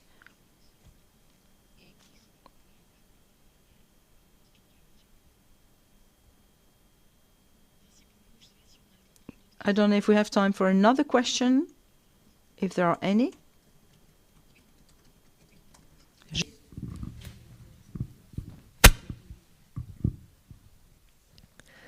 Thank you. More like comments from my part as working on the standards file, as I will be in the next panel on powers and resources, but of course I also work on independence. For a first reply to your question of access and free access, this is something that we are taking into consideration, at least free access for complainants and victims. About independence, as you mentioned it's a very tricky question. And Equinet has worked for years on the correct indicators, and I believe they have recently produced a study piloting these indicators, and the conclusion is that the ones on independence are indeed tricky to get right. And that's also our reflection in the Commission during our study and stakeholder consultation.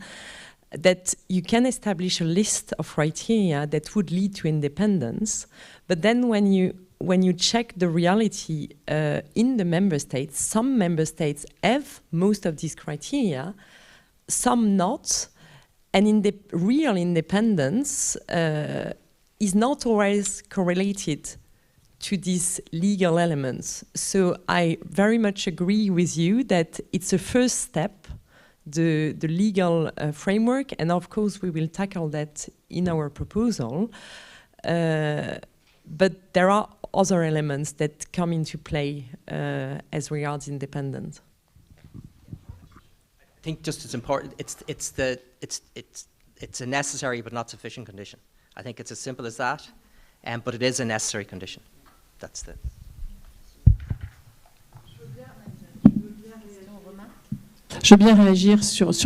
I'd like to make a comment on the issue of independence. I agree with what you have just said. We consider ourselves as being independent. I've been appointed for 6 years and non-renewable. So the non-renewable and non-revocable makes us really independent. I do not work on the fact that I might be reappointed after 6 years, and unconsciously I think this is very important, but it's not all, it's not sufficient.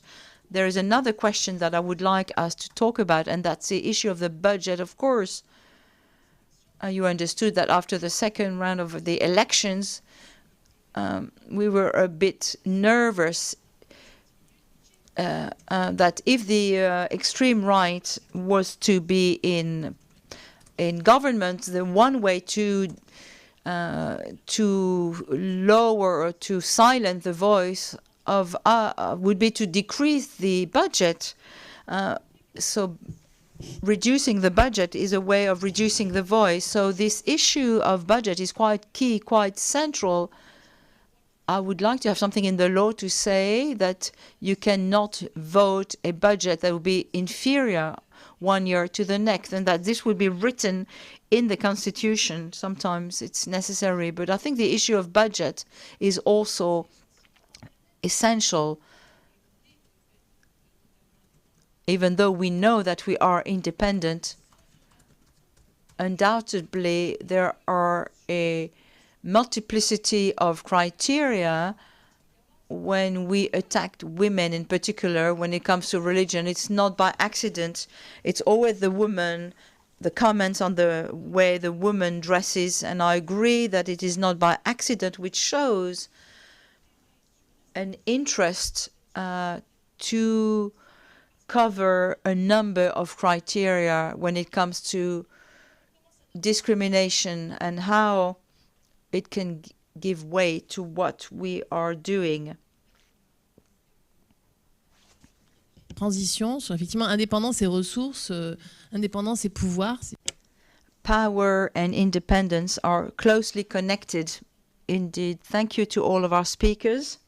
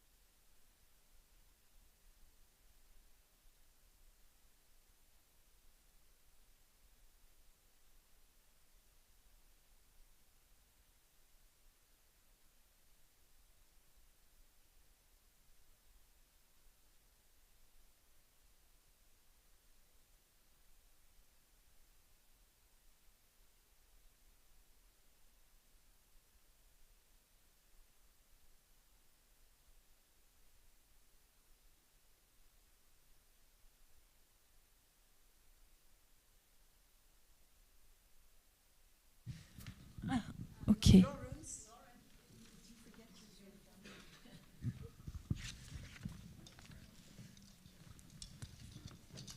So we're continuing on the need for standards. Et maintenant la question de. Moving on to the next discussion, which is strengthening powers and resources of equality bodies. I'll give you the floor in whichever order. the way you are seated might not be the same order. I don't know what, doesn't matter. Who wants to start? Would you like to start? So go ahead, please, with a mic. Thank you.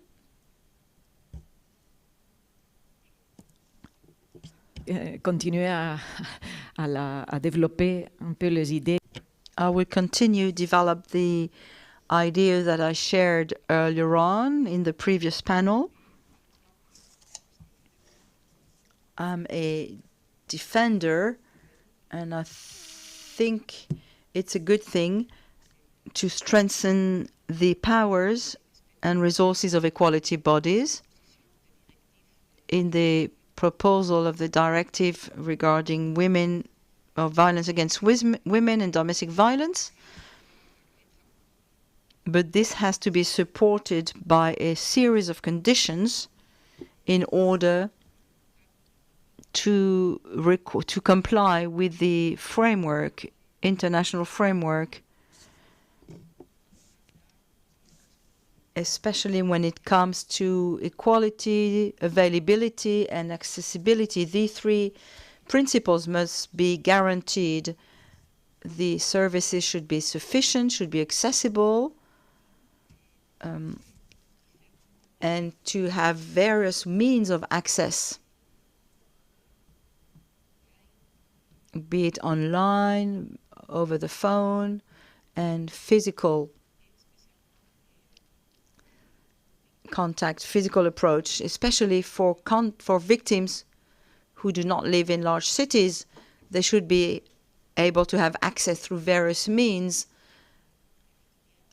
We should make sure that the accessibility is covered also in terms of linguistic accessibility, territorial accessibility, social, according to social conditions, in order to access the information. Also, I think it's very important for the services, the offices, be present throughout the territory and be well equipped. Another important thing for the services of equality bodies to offer a tailor-made service or assistance that will be adapted to the victims. And this requires specialized staff, professionals with a human approach.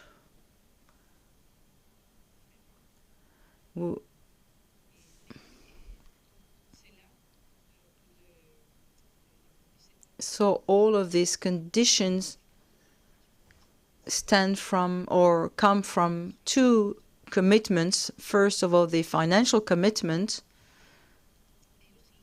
and secondly, a governance commitment, especially in countries which are highly decentralized when it comes to the administration.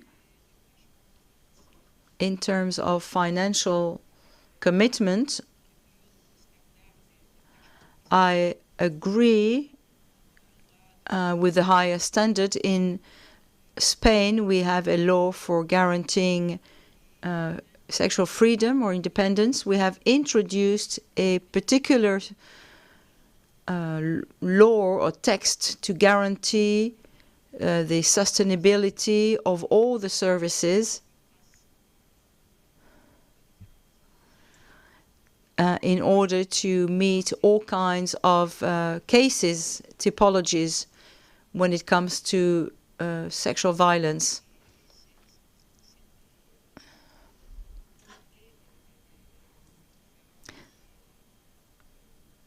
So in order to meet various obstacles or dangers, or to solve certain issues which we have on our continent, the law has to be up to it.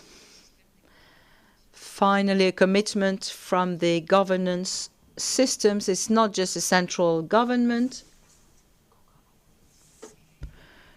not only the central government, but also other authorities or local authorities need to commit to sustain these kinds of services. The regions must be involved.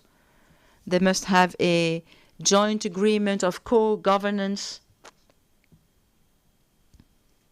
Déjà.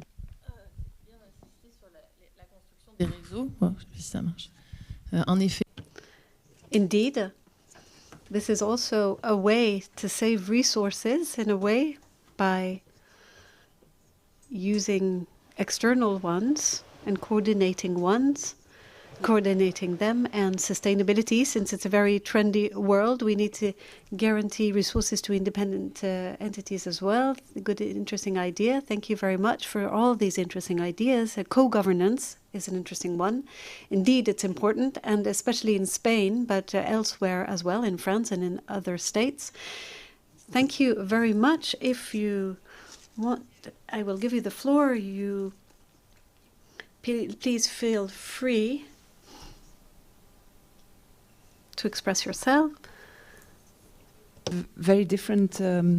What I would have told would have been different 5 years ago. So that does show that that it's really important to talk about resources, because 5 years ago the gender equality was not so much in the heart of Belgian politics or Belgian federal politics. Then we got a new government that made very strong statements on gender equality, on gender-based violence in the political accord, political agreement that they had at the start of this government. They, at that time, sort of forgot to provide resources, but they made that okay a year later. So that's why I'm saying it's a different situation for me now. We have actually been given a lot more resources recently. Of course, the expectations are a lot higher as well, but that's normal. We will meet them as well as possible. But I think it might be a good idea that because in theory it doesn't seem very difficult. If you get more tasks, you should get more resources. But how did we do it? Well, we've been lobbying for years. We've been collecting data on our own functioning, like what you mentioned, that when the complaints are going up, the resources have to go up as well, because you cannot treat the same more complaints with the same amount of people. So what we were telling the government was that we had waiting lists. So everything that is not, this is still the case today, but everything that is not urgent takes about 3 months before we have the first response to victims that contact us. So that's how we try to show in practice what it means not to have enough resources. And so again, I'm very happy to say that we've finally convinced this government to give us more resources. What is also really important is that we use strategic planning. So our Board of Governors has a strategic plan for multiple years. And so it's not so easy for the government to say, oh, how can I say this? They cannot tell us what to do, of course, because there is this strategic planning, but they do decide on our budget. So that's always a bit of a discussion. What is really important for us, apart from getting new budget when we get new tasks, is not to suffer budget cuts that are more extensive than what everybody else has to do. So that's for us really important, that we are not specifically targeted, that we have to do more than other institutions, and that would be a very good guarantee if that would be included. Yes, in case of, because that's the reason why in the previous years we had so much difficulties, because we had to have budget cuts like everyone else, of course, but at least then you still feel treated. But it doesn't.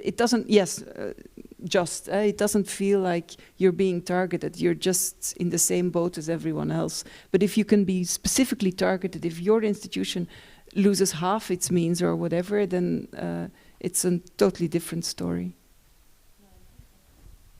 So that would be another standard to not to suffer a decrease in the budget that is lower than the other reductions in public money. Huh? That could be a standard. Interesting. Thank you very much. So Claire, you're the last speaker for this panel. Yes.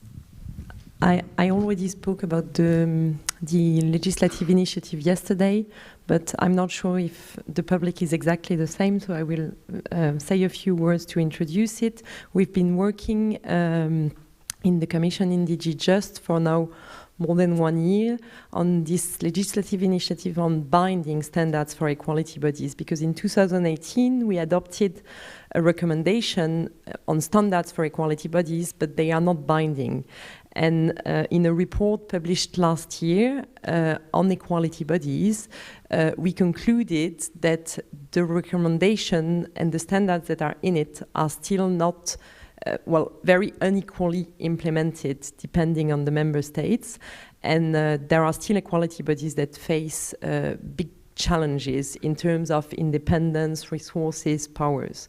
And so this is the reason behind the adoption of a new legislative initiative with binding standards, which will take the form of directives that we are planning to adopt at the end of September this year.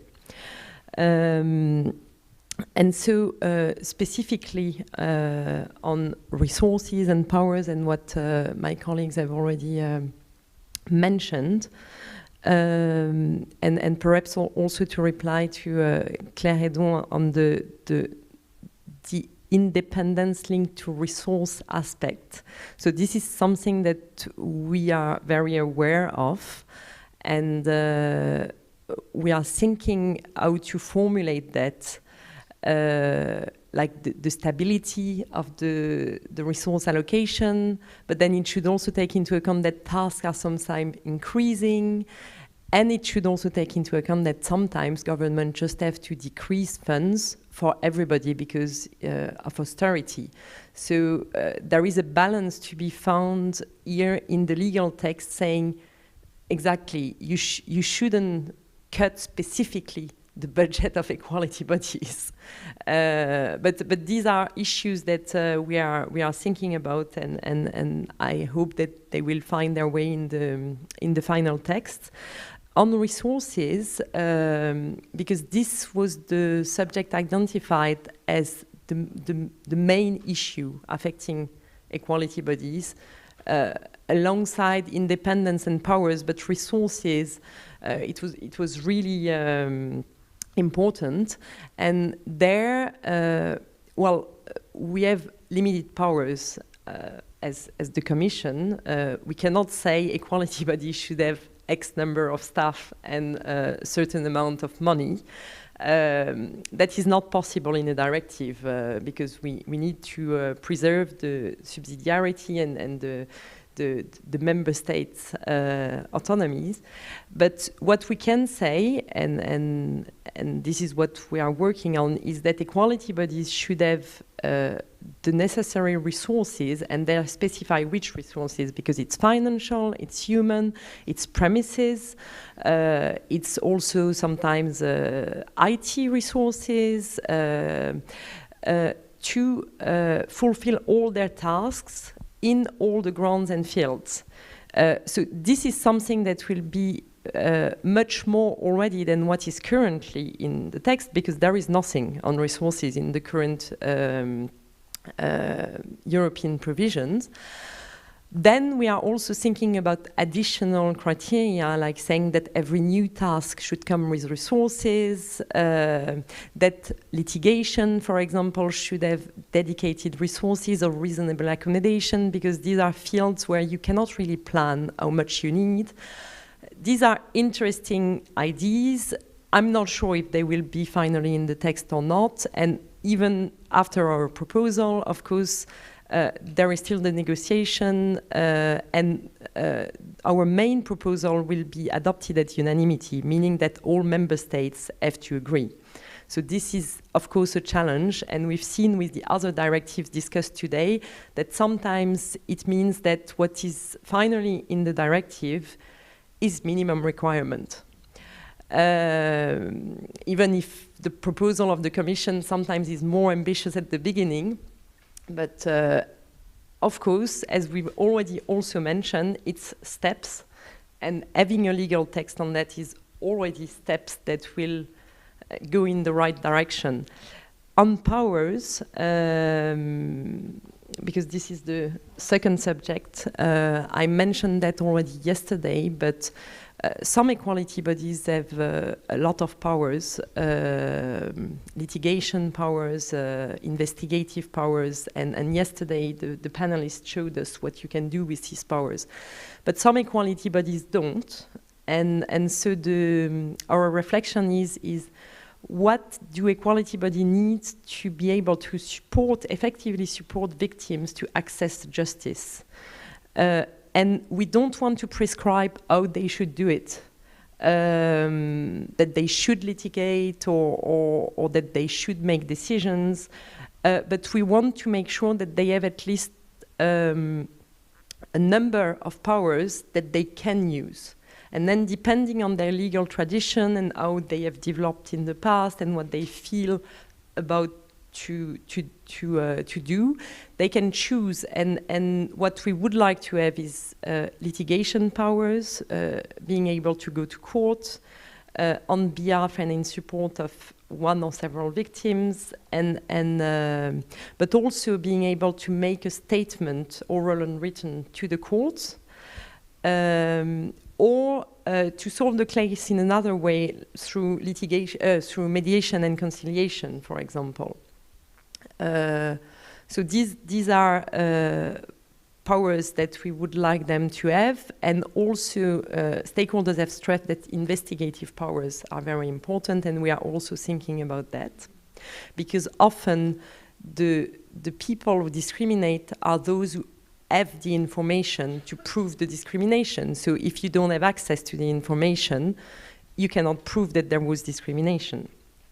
And then just to comment on what you said about accessibility, we are also thinking about some provisions on that, ensuring different ways of submitting complaints, because the population are very different. The groups at risk of discrimination don't always use the same means. Like it can be digital, but it can also be presential or by phone.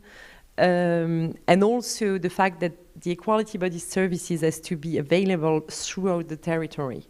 And there, I don't think that we can really impose that each member state has premises all over the regions, because that would be very ambitious. But there are certainly ways that they can make their presence over the territory.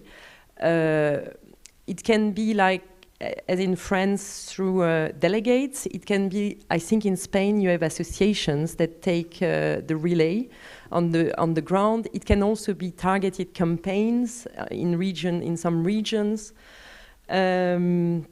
Yes, and finally, yes, what I would like to say also in reaction to what you said about resources is that we will have this global provision saying that there should be sufficient provisions, but then the work of equality bodies, as you mentioned, showing their own member state, their own government, what it really means to have enough, this is something that will be very useful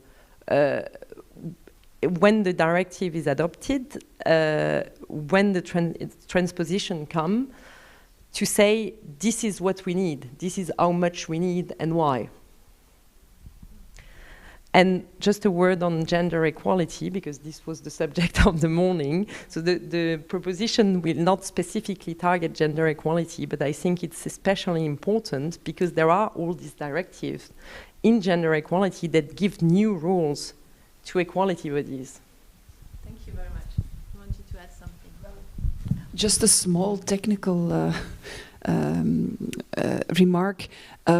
I don't know whether the European Commission can do that, but it would help us if our resources are by definition indexated.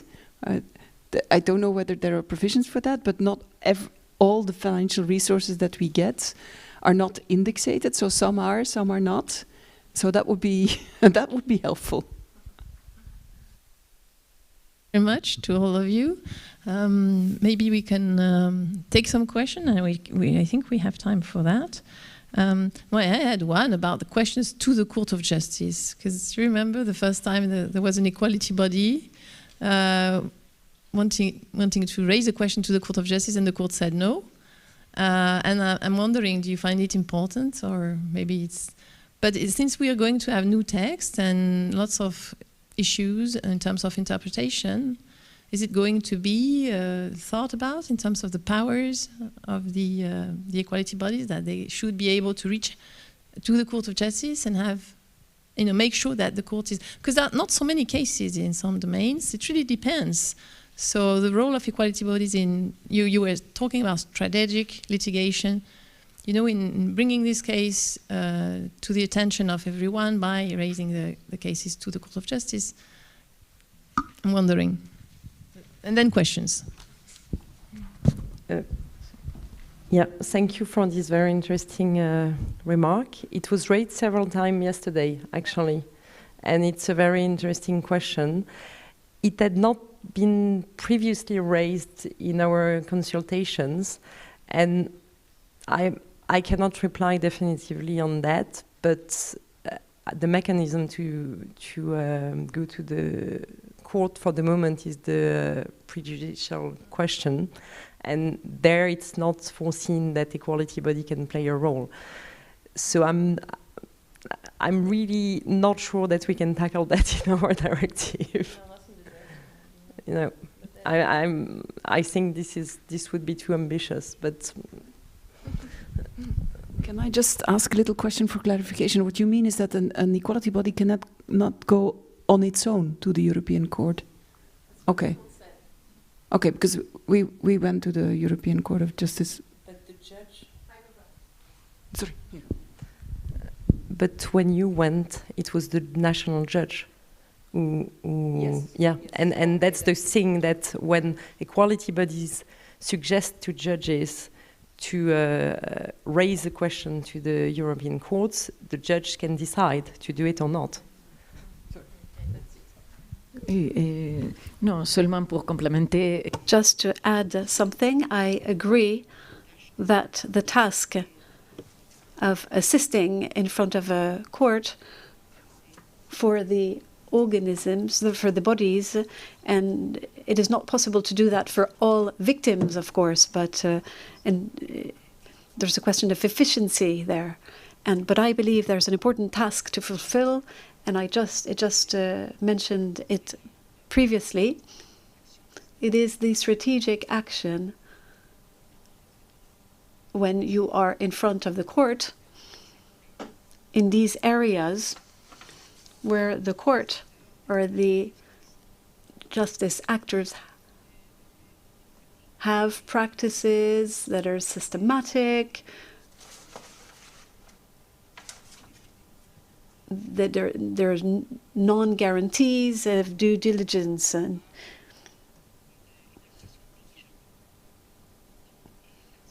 so in this field, I believe that the actions of these bodies who promote equality is crucial.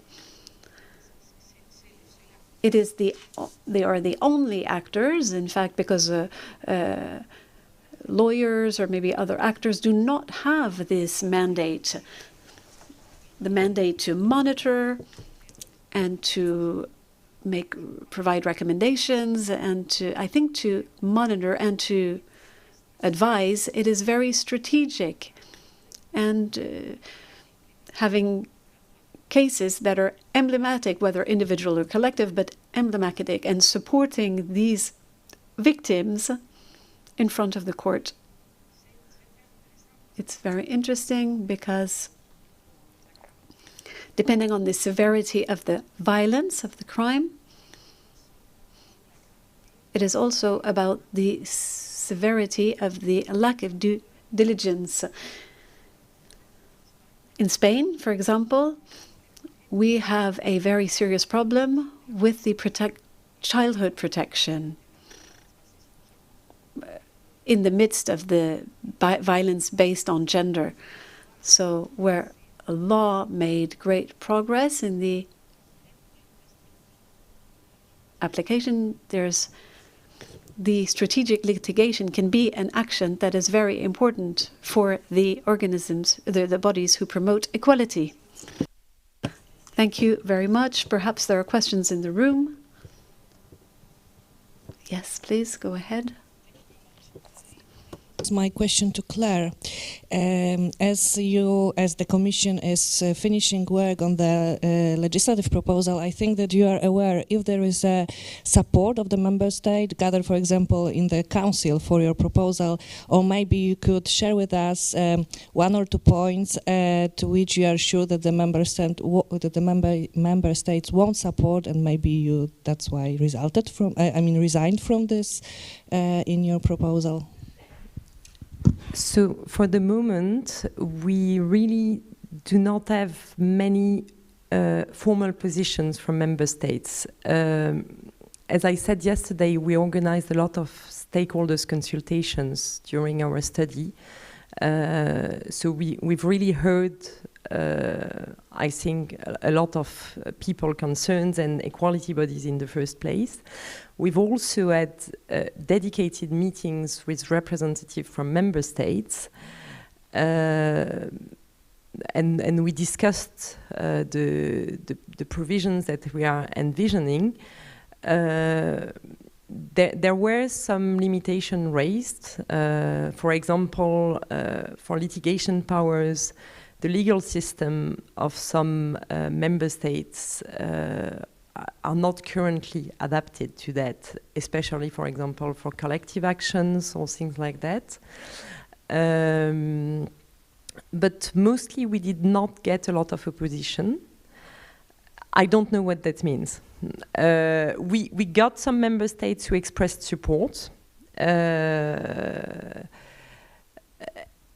Globally, our open public consultation that was open for 14 weeks and closed in March, we have an overwhelming support of like 80%, 90% of people replied were in favor of the measures, more measures in the field of standards for equality bodies. What they were not very much in favor, but we took that into account, was, for example, having just one model for all equality bodies, or, for example, making mandatory the fact of taking binding decisions on cases, because some member states have that possibility, and that was a clear message from stakeholders and member states that they didn't want that. They wanted some flexibility still in the model. What was also rejected as an idea was to have an accreditation system like a national human rights institution. And so we are certainly going to go for a softer way of monitoring, but there will still be monitoring. So in a way, where we got some feedback, some negative feedback on some options, we have taken it into account. It did not only came from member states, but sometimes it did came from member states. But we did not have major opposition for the moment. I cannot say what this means, if it will come later or if member states agree. Merci beaucoup. Thank you very much. Do we have another question? One question with regard to the other 3 directives we have discussed this morning, because Ms. Hasenfratz, you just mentioned that obviously the new proposal for binding standards for equality bodies. Can you maybe elaborate again on how this is linked, and also then like the question of timing comes to mind, in the sense that equality bodies have already a stronger role in the 3 directives that are in the making or are published. So is it a bit like of a catching up thing that now, just maybe if you could elaborate on that again. Thank you very much.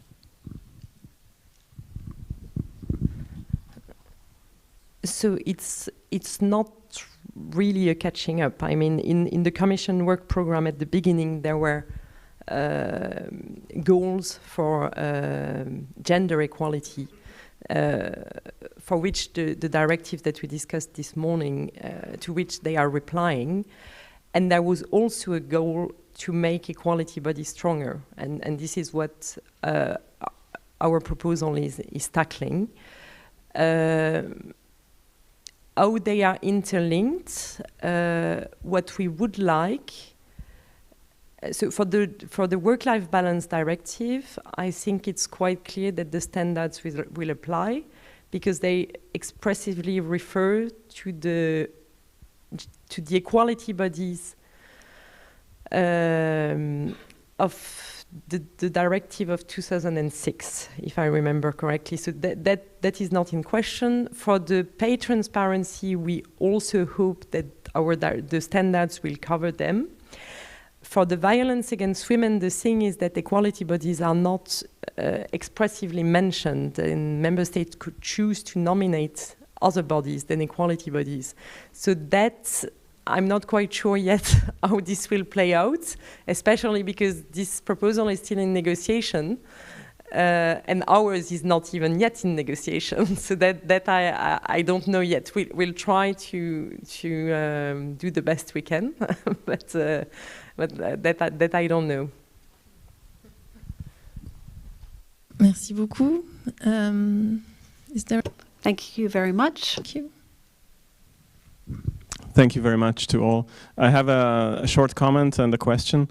The comment is that I think what we heard about standards, and this in particular powers, mandates, accessibility, there are some things which can be very well regulated, and I think it can really mean a major step forward. And then there are those where I think that there is going to be a major step forward as well on independence and resources, for instance. But I guess we should be careful not to expect that it will just magically solve all our problems to have this directive. It's I think we have to be careful what we expect, and that's, you know, a little bit maybe not such an optimistic message, but I think it's very important to think of also of how to make the most of what the Commission and then the EU institutions can offer, because at the end of the day, it is just going to be minimum standards. So I think a lot will depend on what the countries put in their legal systems and how they implement them. And on the other hand, I think where it would be important to expect a lot from the Commission, and maybe that's my question, is monitoring. You did mention, Claire, that you are not going for accreditation, and we have discussed this many times, but maybe just for the audience, monitoring, what are you planning on monitoring, I think is also an interesting question, because we do know that whatever you put in the directives on independence, it's enough to change, for instance, the person who is appointed as the head of the equality body, and even if they have the resources, they have the powers, if the person is politically linked to some powers which are not really interested or committed to equality, that can really drive the equality body into the ground. So I think that you know, on one hand, cooperation between all the actors to ensure that equality is held up strongly in all the countries is important, and with trade unions, with NGOs, we all have to support each other. And on the other hand, and that's where the question comes in, strong monitoring from the Commission, I think, can also help. Yes, thank you, Tamas. I agree with you that clearly the provisions on resources and independence, they are tricky ones, because it's not like saying you should have the power to do conciliation or mediation. That's a yes or no, you have it or not. The independence and resources, it will be a legal text that is more subject to interpretation. And it will, of course, be better than what we have at the moment, but it will not guarantee, I mean, I don't think it is possible for the legal text to just guarantee. There is also how you implement it and what is the context of the member states.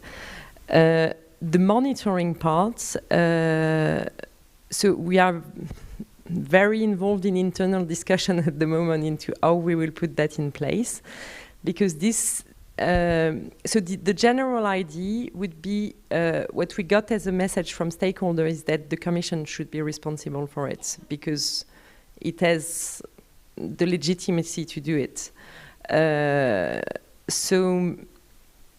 So it would take the form of sort of monitoring report on the implementation of the directive, something like 5 years after its entry into force. So it would be like we already have in most directives like an implementation report, but this would really focus on monitoring.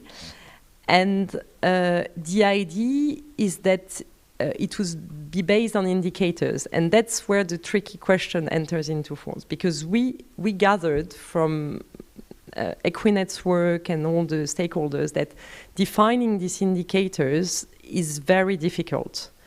And so our idea initially was that maybe we could do that after the binding standards were adopted in a delegated act, so that we would have more time and the opportunity to gather all the relevant stakeholders to discuss really what should be in these indicators. But delegated acts are sometimes difficult to have an agreement on member states on. So we are still discussing how we will do that. And if we are already putting in the text like categories or indications, or if we leave that for afterwards, I think the first option is more realistic. But then once we have these indicators, the idea also, and we've discussed with our agencies, the Fundamental Rights Agency and also the the European Institute for Gender Equality, that they could play a role in the data collection on the indicators. They are already doing that partly. And once we have the indicators, the idea would be that they could collect the data from equality bodies, but also from civil societies and other actors at national level and member states, and produce something like a report that would be purely data and analysis of this data. And then the Commission would base their assessment on this data collection and maybe also on other information. But that was what resulted from the workshops and what we are studying currently. But as I said, there are many challenges to solve, to put in place a good system. But we are aware of the necessity to do monitoring. Monitoring is what the Commission is doing, no? Assessment of implementation. Yeah. Yes, but for the moment, on equality bodies at least, as we do, I mean, the provisions that we currently have don't foresee a regular monitoring, at least as regards the equality body. I mean, it's part of the implementation reports on the directives, but it's a very small part. So we need a more elaborate system. Yes, indeed. Thank you very much, and thank you all again for your presentations. Merci, merci infiniment. Merci. Thank you to all our participants and to all the speakers for their presentations.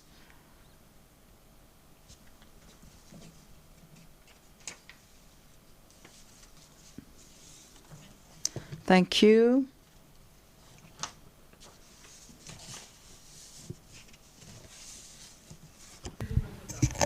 Ouais.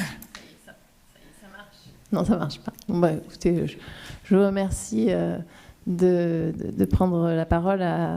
Please take the floor now for the final address to conclude this conference. Anne Gaspard, please go ahead. You are co-director of Equinet, and you are going to give us words of hope towards other horizons and towards lunch as well. Yes. Dear colleagues, dear friends, all of us here in this room, but also all of you who are online, as co-director of Equinet, I would like to share a few closing remarks, which I will try to be fast. We've had some very dense discussions, and we all deserve a good break now. After such a filled morning, I'm going to be speaking both in French, but now in English. To the end of the conference today, focusing on equality bodies' growing role and potential in promoting and achieving gender equality, which firmly was and is and remains, as was mentioned this morning, at the very core of Equinet members' work and mandate, national mandate, and a mandate on gender equality that is pursued in close cooperation with all of our partners.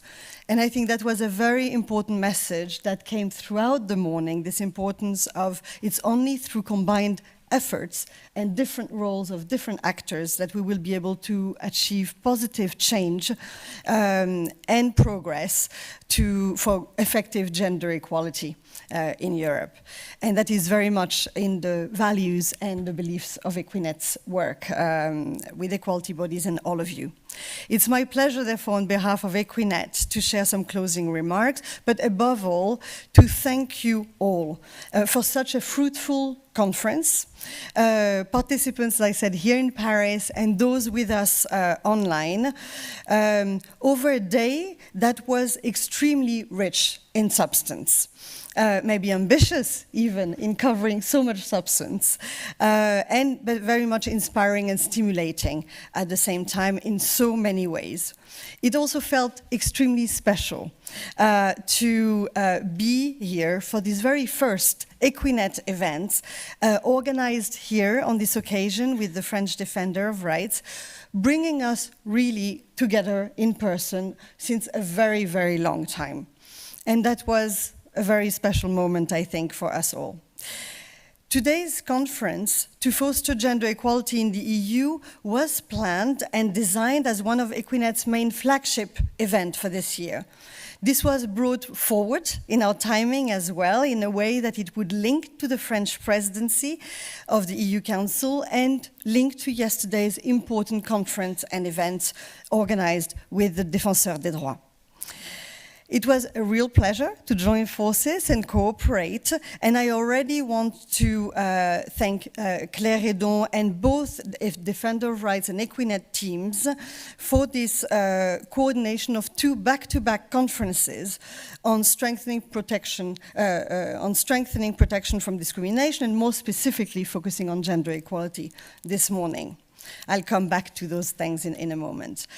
But following on from a comprehensive overview, kicking off this morning's session from the European Institute for Gender Equality, EGE, by its director, Caroline Schreller, we've examined the evolution of gender equality protection in the EU and the increasing role that has been played gradually by equality bodies over the years. It was also well illustrated by the experience and the work of the Defender of Rights in the opening. And the way this evolution of role has grown over the years with the various legislative initiatives and instruments. Discussions also stressed the important links, as I said, and cooperation between the work and mandate of equality bodies with all of our partners, be it at European or at national level, including European Union agencies and institutions, and we're all very grateful for your presence, with the Council of Europe, the Economic and Social Committee, but also the cooperation of equality bodies at European or national level, indeed with civil society. And the presence of the European Women's Lobby is a good reminder of this to us, and all of the range of partners, with social partners, trade unions, and all other experts, lawyers, judges, policymakers, and that was also a very important message in the discussion today as well as yesterday, because driving real change will require all of our contributions and building those bridges. This morning, with a series of dialogue between equality bodies and policymakers, we've dived into 3 essential topics in ensuring gender equality in the EU. Work-life balance, including through the transposition and the imminent deadline transposition for the directive on work-life balance, on pay transparency, and the fight against gender-based violence as key core priorities in our work and in the context of the new legislation proposals. And those will remain key priorities for all of us in the period to come. It was an ambitious task, as I said, to cover all of this substance today, but it also shows the wealth of substance, of work ahead and priorities to pursue together beyond this conference in our work and through more events and discussions to come. While equality bodies from Belgium, Austria, and Poland gave us concrete views on their role to implement or take part in these 3 key directives, policymakers from the Commission, European Economic and Social Committees, and National Authority provided us with their vision for gender equality in Europe and the role of equality bodies. Finally, with our 2 panel sessions, we've recalled that equality bodies are institution mechanisms with a central potential for making equality a reality on the ground that can make a difference to people and support victims of discrimination to claim their rights, to act, as was mentioned in questions and discussion this morning, as a bridge between the law on paper and the law and the rights in practice, and effective access to rights, the importance of implementation, transposition. But our members need to be granted the adequate tools and means in order to be able to do so, to tap on this huge potential for change. This is why Equinet strongly supports and welcomes, of course, preparations for the upcoming legislative proposal on legally binding standards for equality bodies expected later this year. And I really would like to thank and acknowledge the support of DG Justice and the Commission, and particularly your presence and contribution throughout the various panels over the 2 days to update us on this process, which we will stand at your disposal to support the best possible outcome, and as we just said, to make the best possible of this in the future in a realistic way. As recalled by our eminent speakers, as cornerstone of the wider infrastructure for the implementation of European gender equality legislation at national level and for people on the ground, equality bodies need indeed to be given adequate mandate and resources, as well as solid independence for carrying out their role effectively. They need to be supported and consolidated to ensure equality on the ground of gender and beyond is fostered for all in practice, and working with a range of partners, as I said, but also underlining in an intersectional approach and aiming to tackle all forms of structural and systemic discrimination. Now, much aware that I'm the last piece standing between indeed you and lunch and the deserved break that everyone's waiting for, please just bear with me for important thanks that I want to convey on behalf of us all, and few practical information that I've been asked to share with you. We're particularly grateful, obviously, to all the speakers that contributed to this event for their expertise and insightful contribution, and to our moderator, Sophie Robin-Olivier, also for standing with us the whole morning. So many thanks to all of you, and I won't name all the speakers, but you know you are very much thanked for this and joining us on this occasion. Thank you, as I said, to all participants in all forums who contributed here and remotely. And I wish to thank also our chair of Equinet, Lawrence Bond, and those board members who joined us in the last 2 days. Lars from Sweden, Sylvia from Slovakia, Valerie, of course, from the Defender of Rights, and Tena yesterday for joining us, and all of you for your dedicated leadership and contribution to Equinet work overall, as well as all our members present and around us in our work. Special thanks go to the Défenseur des droits for welcoming us and co-organizing 2 events with us. Of course, Claire Hedon personally, but also Nefeli Yatropoulos, Valérie Fontaine. A special thank you to Marion Guérin, who's been very active with us yesterday and today, Lily Haribo, Reda Gafouli, and all the staff who made this conference such a qualitative moment and an inspiring start of our work to continue. We're grateful to the French Presidency of the EU for co-organizing this series of conferences as well. And last but not least, warm thanks are due to my team from Equinet, who worked really hard to make this event possible. Moana Genevet in the lead, together with Mariam Reshtad, Teresa Pedrera, Darius Lewis, and my co-director Tamash Kadar, but also Yannick, Margie, Sarah, hopefully listening and hearing this as well. They all deserve real or otherwise hearts and applause icons on the virtual world, but they all deserve an applause. And the last important acknowledgement and thanks I would like to underline is to acknowledge and thank the huge and amazing work done by the interpreters over the last 2 days behind and aside this conference in English, in French, in sign interpretation and the transcript. Huge work. Un grand merci à vous. So last piece of information I was asked to mention to you. Those of you in Paris, you're all welcome for a well-deserved lunch and break and drinks that will be in the same space as we've had our previous coffee breaks. So we hope you can all join us for this moment so that we can continue enjoying this wonderful opportunity we've regained to meet in person and enjoy this interaction. Also note that the cloakroom, le vestiaire, va fermer à 14h30. We'll close at 2:30 sharp. Etc. before 2:30 to free the people at the cloakroom. So let's continue important work ahead for more equality in Europe, to secure strong rights, legislation and implementation of the legislation, for more effective equality on the ground of gender and beyond, in an intersectional approach, and ensure no one is left behind in this time ahead and hopefully in this time of recovery ahead. Let's pursue to tap into the potential of driving positive change towards more inclusive and equal societies across Europe.